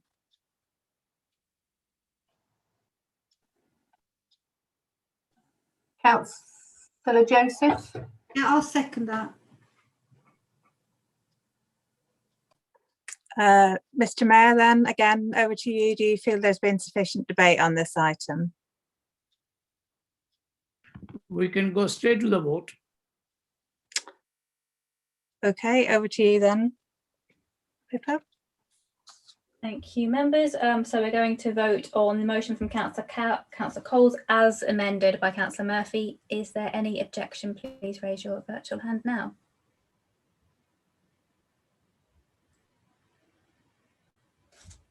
No, there's no objections raised, so that's carried. Thank you, Mr. Mayor. Thank you, Pippa. It's motion 3, motion from Councillor Fitzgerald. This motion is in relation to motion. I will now hand over to Rachel to oversee the debate. Thank you, Mr. Mayor, and through you. Councillor Fitzgerald, I understand that you would like to move an altered version of your motion. Indeed, I would. It's in the update pack. Yeah, bear with, sorry. This alteration is set out in the additional information pack and adds in a delegation for the monitoring officer to approve changes to the Constitution to enact this change if agreed. Is there any objection to this alteration? Please raise your hand now, please. Councillor Murphy. Yeah, not an objection. Again, I'd like to move a procedural motion as outlined in the original motion and the altered motion in the pack, that it goes to Constitutional and Ethics Committee for them to determine the changes recommended to the Constitution or standing orders. That's it. Councillor Sanford, you have your hand raised as well. Sorry, Rachel, but just it has to be moved and seconded before you can do the procedural motion, Councillor Murphy. I don't think we've got to that stage yet. You're on mute, Councillor Murphy. You're on mute, Councillor Murphy. Oh. Absolutely, that's what I was moving. Hopefully it'll be seconded perhaps by Councillor Sanford, and then it can go to the Constitutional and Ethics Committee. I would like to second Councillor Murphy's proposal.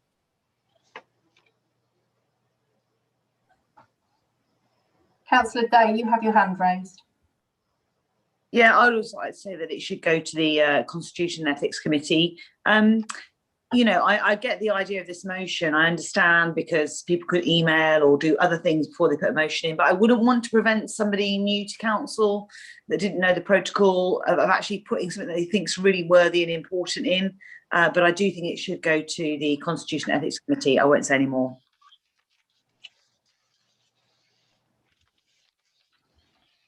Councillor Walsh, you have your hand raised. Yes, if you could just clarify, please. I believe that this motion has been moved, the altered motion, and I do believe that I will have the opportunity to second that. Is that not the case? We seem to have moved on to a further stage in the proceedings. Councillor Walsh, that's what I was meaning whenever I said to Councillor Murphy that it needs to be moved and seconded before he puts the motion, that the question I be put. Right, so just for the record, I would like to second the motion as altered. Councillor Fitzgerald needs to move it first and then you can second it. Okay. Right, so we're back where we were. It's totally confused me, but I think we're back on where we were. So yes, I'm happy to put the amended motion to you tonight, folks, because the amendment allows the legal officer to do what ordinarily the process would do if it went the long way around. Now, the long way around is that we talk about it here and refer it back to another committee, and all those members of the committee are here tonight. And all you would do is debate what is in front of you and come to a decision that would come back to council. Just seems to me to be a long way around. And I would also remind you members that we wouldn't even be talking about this motion or any of the other motions if we'd gone along with everything you said earlier, because we'd be nowhere near motions. We'd be talking about stuff we'd already agreed. So look, the amendment, and I'm glad that Councillor Day gets the substance of the motion and why we're doing it, because we spend so much time, wasted time, on questions and on motions. So this is just trying to shortcut what is unnecessary time. I won't bother reading it all out unless somebody wants me to. I mean, we could waste more time. But the fact is, I want the motion to go forward as is, as amended. And I believe I have a seconder for it. And we should put that to the vote because all the scrutiny members are here anyway. I don't see what the issue is. Thank you very much. Thank you, Councillor Fitzgerald. Councillor Walsh, will you second the altered motion and either speak now or reserve your right to speak later? Yes, I would like to second it and reserve my right to speak. Thank you. Councillor Murphy, I understand that you'd like to move an amendment to the recommendation as set out in the additional information pack. Please, could you do so now? What I'd like to do is to move that it's remitted with the amendment and the altered motion to the relevant committee. And I'm sorry I jumped the gun a wee bit. I think that will be quicker than if we have a debate about my move to remit, and then we have a debate and another vote about the actual motion. So I'm looking for a seconder, maybe Councillor Sanford or somebody, to ask for it to be remitted. All the questions and the good intention suggestions about doing things a different way will then go to committee to come back to the next council. Point of order, Mr. Mayor. Councillor Seaton. Thank you. I'm slightly confused here. So am I. Because Councillor Murphy has said we have various debates. Actually, the way that things work now is someone proposes the motion. We then have proposed amendments to that motion. And then my understanding is we have just one debate. Is that correct? Perhaps you could clarify. If Councillor Seaton was asking me a question through the mayor, various debates I was talking about, not at all, Councillor Murphy. I was asking for clarification from the legal officer. Thank you. On a point of personal explanation, I was saying that there would be two debates, one on whether we remit it to the committee, and if that fails, then we'll have a debate upon the motion. If we agree to remit it to committee, we'll have one debate, as we will on the motion later on the agenda. And it was clarification of what you were saying that I was seeking from the legal officer, whether that was accurate. Thank you, Councillor Murphy. Councillor Seaton, I think Councillor Murphy is moving a motion without notice, which he can do at any stage, so which is to refer something to an appropriate body or individual, which we need to take before we do anything else. So we would need to vote on that, are you saying, Fiona? Yes, if it's not agreed. It's not, I'm not agreeing to it, no. So Pippa, I think we need to take a vote on that, on whether or not it should be remitted to Constitution Ethics. If I could withdraw it through the legal officer then, because I don't want the unnecessary time on the vote. Thank you. Okay, thank you, Councillor Murphy, for making that clear. You're learning. Okay, can I call upon any of the speakers on either the original motion? Councillor Day? Oh, you're on mute. No, sorry, that was my hand from before. Sorry, I was going to make the same points as before. Thank you. Sorry. Councillor Wiggin? Thank you. I just wanted to point out that if Councillor Fitzgerald has followed the intention of his own motion, he shouldn't have brought this motion because it should have been referred straight to the relevant committee. I would be minded to agree with the amendment to refer it to the committee to be considered properly rather than continuing to waste our time here, and I'd be happy to therefore move straight to the vote.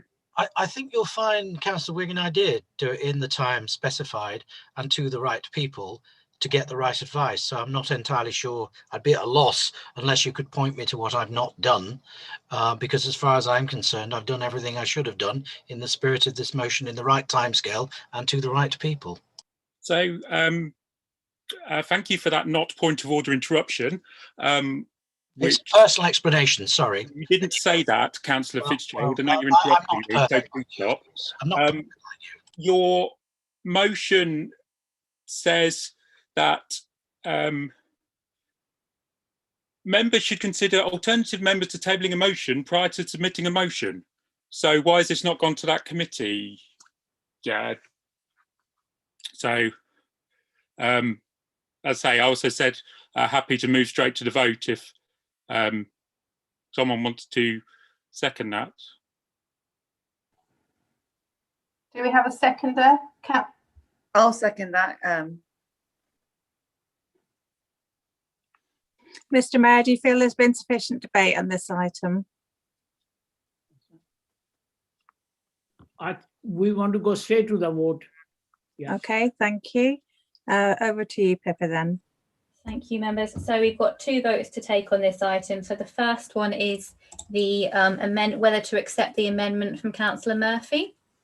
So if there's any objection to this, please raise your hands and we move to a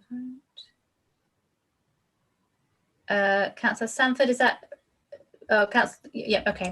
Right, so we'll move to a recorded vote. This is to remind you on whether to accept Councillor Murphy's amendment to the vote. Okay, so when I read your name, please tell me what your vote is. Councillor Aitken. Against. Thank you. Councillor Ali. For the amendment. Councillor Allen. I'm against the amendment. Councillor Ash. For. Councillor Ayres. Against. Councillor Barkham. For. Councillor Bashir. Against. Councillor Bisbee. Against. Councillor Andrew Bond. For. Councillor Sandra Bond. For. Councillor Brown. Against. Councillor Burbidge. Against. Councillor Casey. Against. Councillor Sureste. Against. Councillor Coles. Against. Thank you. Councillor Day. For. Thank you. Councillor Dowson. For. Councillor Ellis. For. Councillor Farouk. Against. Councillor Fitzgerald. I'm against, thank you. Councillor John Fox. Against. Councillor Judy Fox. Against. Councillor Harper. Against. Councillor Haynes. For. Councillor Hemorrhage. For. Councillor Hiller. Against. Councillor Hogg. For. Councillor Holditch. Against. Councillor Howard. Against. Councillor Howell. For. Councillor Hussain. For. Oops, hang on 2 seconds. Councillor Amjad Iqbal. For. Councillor Azar Iqbal. Against. Councillor Jamil. For. Councillor Jones. For. Sorry, was that 4, Councillor Jones? Yes. Councillor Joseph. For Pippa. Councillor Lane. Sorry, Councillor Lane, can you say that again? Against. Against, thank you. Councillor Lillis.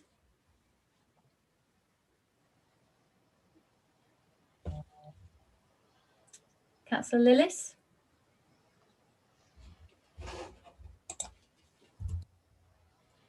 He's not in the meeting. Can one of the team give him a call, please? Come back to him. Councillor Murphy. For. Councillor Nadeem. Against. Councillor Gulnawaz, Against. Councillor Shaznawaz, For. Councillor Over, Against. Councillor Keum, For the amendment. Councillor Robinson, For. Councillor Rush, Against. Councillor Sandford, For. Councillor Seaton,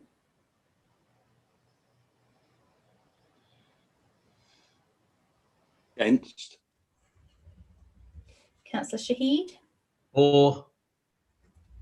Councillor Skibstead, For. Councillor Simons, Against. Councillor Walsh, Against.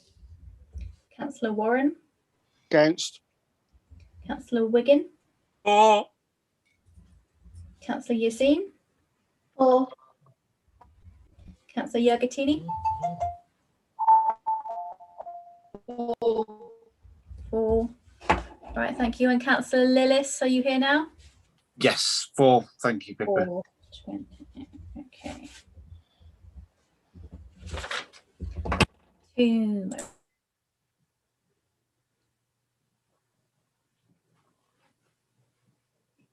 All right, members, we've got 28 in favour, 28 against. So, Mr. Mayor, it's your casting vote, please. Against.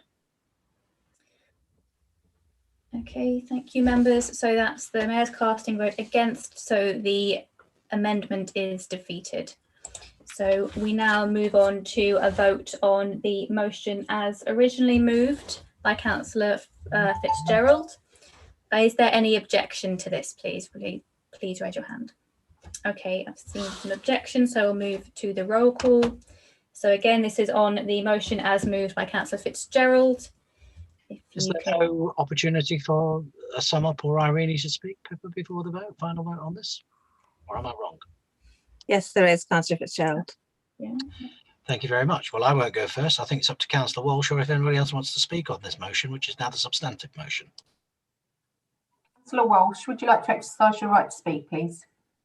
Yes, I think I'd just like to say a few things. I think the purpose of this is to put an end to what has been, I think, often a flawed way of us going about our business.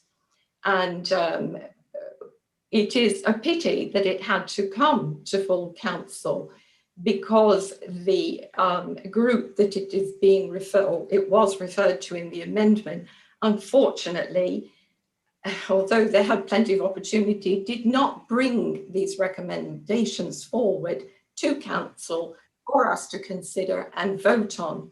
So therefore, I think it was a necessary thing for this to come to full council, and once and for all, for us to look at it, consider it, all of us, all members, look at it, consider it, and take a vote on it. And let's put the system Just raise right. a point of accuracy, Mr. Mayor. What Councillor Walsh has said is not accurate.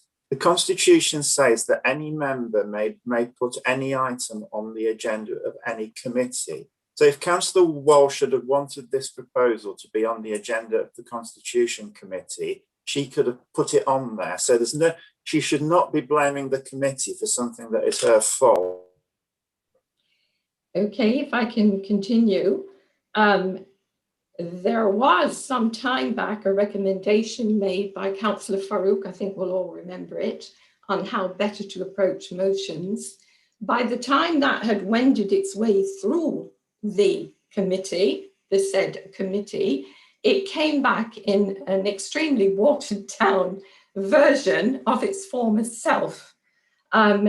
So I'm sorry to say this, but I don't think I had full confidence in that committee to bring forward the kind of motion that I believe this council needs. Now, if Councillor Sandford, you disagree with that, you have every right to disagree with that. But I have every right to express my view that I feel it was necessary for this to come to full council and be voted upon by all members. And that's all we're asking. If it is a bad motion, vote against it. If it is a good motion, vote for it. I think we need to just put aside games and considerations which are absolutely irrelevant here. Let's look at the motion and say, is this the way we want to work in this council or isn't it? And forget committees and where it should go and where it shouldn't go, because we're going round in circles. Let us take a vote on this motion tonight and decide once and for all. Thank you. Thank you, Councillor Walsh. Councillor Fitzgerald, would you like to sum up, please? We'll be as brief as I can. I mean, I did try to say that we're trying to do this for the best reasons.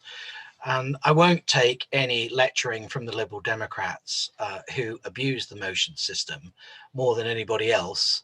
It's my personal opinion, so you can disagree. But we spend more time with you electioneering with motions than anything else. And Councillor Wiggin, I can't enact something within a system that doesn't exist. But let me tell you, we discussed it within Cabinet, our Cabinet group and wider group, in order to reach the situation where we got to this motion, which we think is fair and equitable for all. And I don't see the point of referring it back to a committee for the same people that are in this room now to decide what to do. You've seen the motion, you've had it, you know, a week or so in order to take it in. And as Irene says, you either agree with it or you don't agree with it. It's as simple as that. But it's just trying to stop this nonsense, as is the other motion, from political parties taking advantage of the system.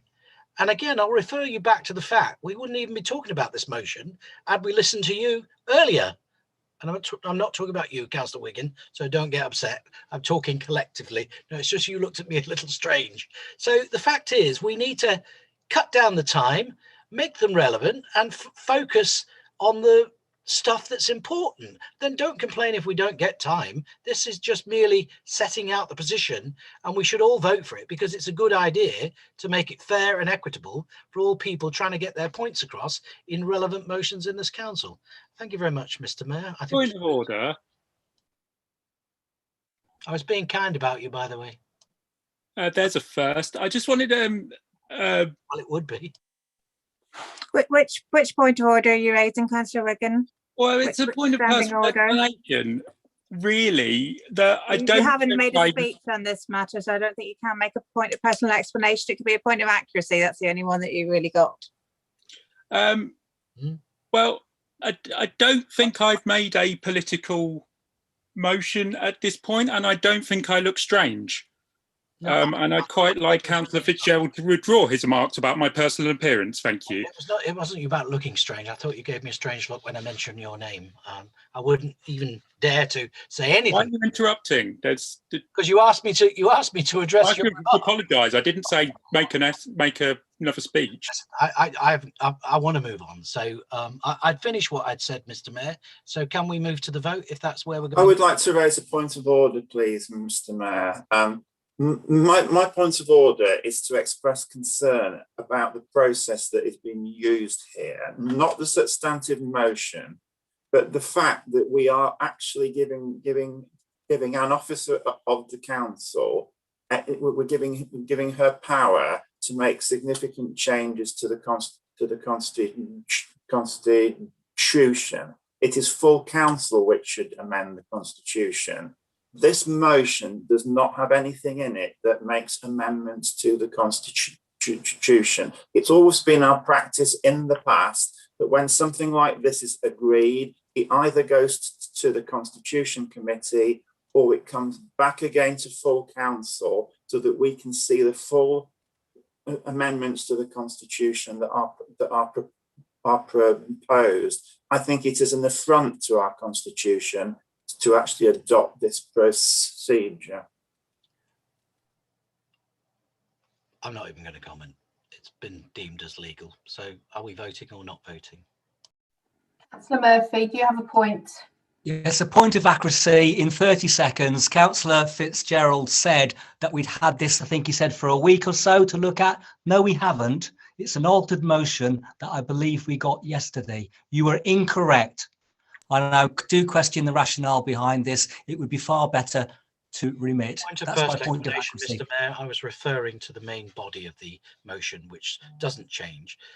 As far as Councillor Sanford's point about, Sorry, I was interrupted. I was trying to keep it to 30 seconds, and I was interrupted. And the point of accuracy is we did not have the piece about delegating authority to an officer to change our constitution before us until yesterday.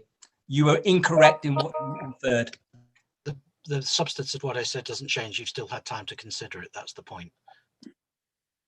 Councillor Day, do you have a point?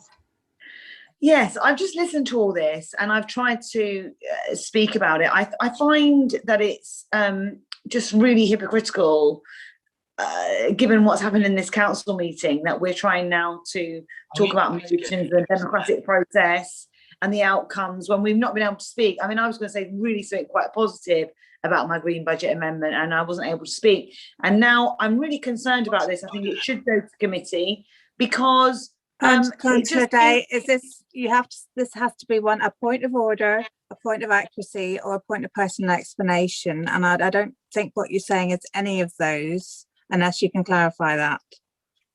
Well, I just find it hypocritical that you could put this motion in and yet stifle debate in another section. And actually that some of these motions should have been, but I do agree that things should be done through email and things like that. So I do agree with some of the elements of this motion, but yeah, that's what I was going to say anyway. Thank you. Pippa, can we move to the vote, please? Yes, okay, members. So is there any objection to the motion from Councillor Fitzgerald? If so, please raise your virtual hand. Yep, okay. We'll move to a roll call. So this is on the motion from Councillor Fitzgerald as moved by Councillor Fitzgerald. So please let me know your vote when I say your name. Councillor Aitken. For. Thank you. Councillor Ali. I believe it's unconstitutional. I'm against. Councillor Allen. I'm for the substantive motion. Councillor Ash. Against. Councillor Ayres. For. Councillor Barkham. Against. Councillor Bashir.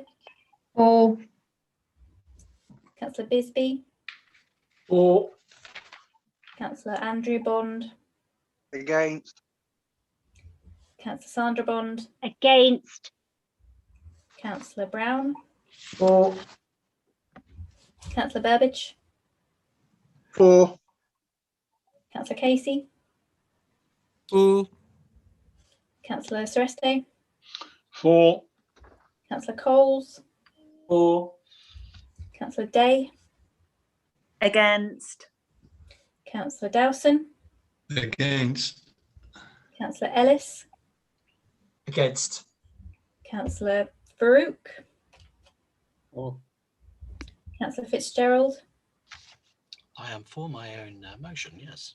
Councillor John Fox. For. Councillor Judy Fox. For. Councillor Harper. For. Councillor Haynes. Against. Councillor Hemraj. I thought we lived in a democracy, but in Peterborough, obviously we don't. I'm Your against. vote, Councillor Hemraj. Against, thank you. Councillor Hiller.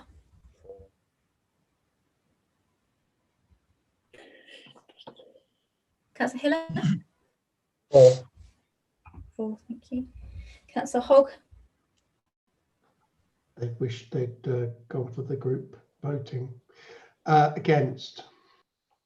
Yes, Councillor Holditch. I'm for. Councillor Howard. I'm for. Councillor Howell. Against. Councillor Hussain. Against. Councillor Amjad Iqbal. Against. Councillor Estella Iqbal. For. Councillor Jamil. Against. Councillor Jones. Against. Councillor Joseph. Against, Pippa, thank you. Councillor Lane.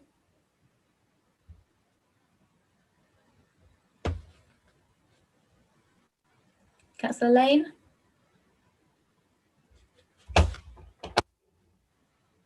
Here. Councillor Lane. I'll come back to you, Councillor Lane. Councillor Lillis. Okay. Against, thank you. Councillor Murphy. Against. Councillor Nadeem. For. Councillor Gul Nawaz. For. Councillor Shaz Nawaz. Against. Councillor Over. For. Councillor Keom. Against. Councillor Robinson. Against. Councillor Rush. For. Councillor Sanford. I'm against the proposal, and the real irony of this is that whatever the monitoring officer puts in the constitution, we will move at annual council to take it out again. So we're going to be. Councillor Seaton. Thank you. As we don't live in a democracy, I'm voting. Councillor Seaton. For. Councillor Shahid. Against. Councillor Skibstead. Against. Councillor Simons. For. Councillor Walsh. I'm for. Councillor Warren. For. Councillor Wiggin. Against. Thank you. Councillor Yassin. Against. Councillor Yagattini. Against.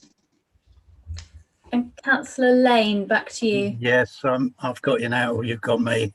I'm for. For. Okay, thank you. Okay, members, two.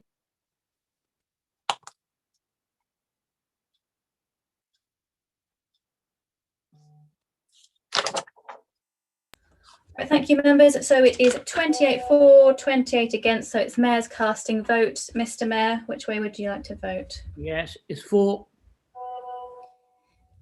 Okay, for. So that's the Mayor's casting vote in favour. So the motion is carried. Thank you, Mr. Mayor. Back to you. Thank you, Pippa. Members, it's 9:40 after 9:45 p.m. I was just waiting for the finishes up vote. In accordance with standing orders, there will be no further debate. A vote will be taken on the remaining items on the agenda without further discussion. All motions, amendments and recommendations will be deemed formally moved and seconded unless an indication is made now that the member no longer wishes to move the motion. Does anyone wish to no longer move their motion? Councillor Skibsted's hand is up. I have just a quick question. I don't know if you can clarify more. We voted not to do any block voting, and all the suggestions of voting have been discarded. What is the future? Are we going to continue to do this roll calling from now on forevermore? Councillor Skibsted, this is. Well, I'm happy to take that up with you outside the meeting, but not now. All right. Thank you. All right. Does anyone wish to withdraw their motion? I'm not seeing any hands up. Therefore, I'm going to ask the Democratic and Constitutional Services Manager to read out the recommendations, and then we will go straight to the vote. Sorry, Fiona. Sorry, Fiona. Councillor Simons has got his hand up. Councillor Simons. Yeah, I'd like to withdraw my motion, please. Thank you, Councillor Simons.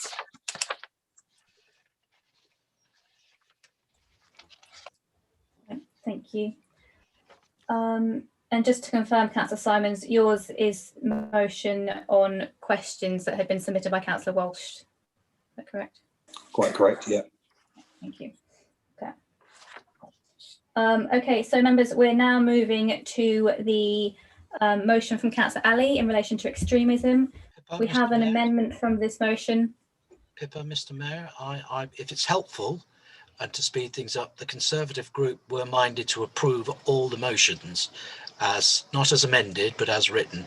So I think any that are amended, fine if you want to go ahead, but I'm just giving you that information, opposition members, if that helps you at all. Thank you. I'm sorry, may I speak on this? I have an amendment in. Sorry, apart from yours, yeah, sorry. Yeah, okay, yeah, I'd like to remain with my amendment, thank you. Thank you. Okay, so members, we are moving to the the amendment from Councillor Walsh to the motion from Councillor Ali. Point of order. Has Councillor Fitzgerald now suggested that we go to a group voting? This is absolutely farcical. I was trying to save time, Councillor Hogg. Well, we were trying to save time earlier on when we proposed it as a method of voting. And when it counts for you, then it works. And when it counts for us, you don't want to play the game, do you? Members, we are moving to the vote. Please, could you be quiet? Thank you. All right, thank you, members. So as I say, we are moving to the vote on the amendment from Councillor Walsh to the motion from Councillor Ali. So this is whether we accept that amendment. Is there any objection? Please raise your hand. All right, I'm not seeing any objection, so I'll take that as agreed. Members, thank you. So we now move then to the motion from Councillor Ali as now amended. If there's any objection to that, please raise your hand. Agreed. All right, I'm not seeing any hands raised, so that is agreed, members. Thank you. Thank you. The next motion is the motion from Councillor Murphy in relation to modern day slavery. Is there any objection to this motion? Please raise your hand. Agreed. Okay, thank you, members. I'm not seeing any hands raised, so that's carried. The next motion is from Councillor Fox in relation to HMOs. Councillor Fox has indicated to the Mayor that he would be happy to accept Councillor Murphy's amendment. So this is the motion as amended. Is anyone in objection to this motion? Please raise your hand. Okay, again, no, I'm not seeing any hands raised, so that's carried. Thank you, members. Councillor Simon. Pippa, can I just say, Councillor Foxes, did you say about HMOs?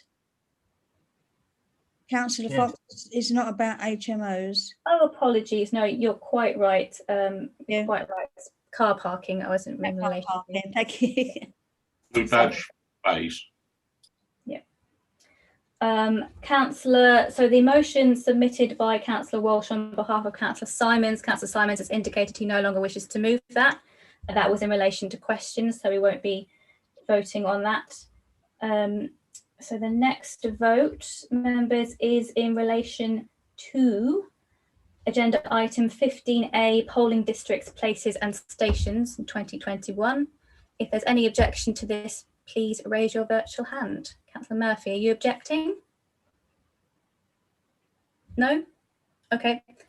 Any objection, please raise your hand now. Just to confirm. My internet went down on the last item. I was going to ask to remit the motion, Councillor amended the altered motion, Councillor 7 to committee. I don't know what happened because my internet was down. Did Council agree to do what?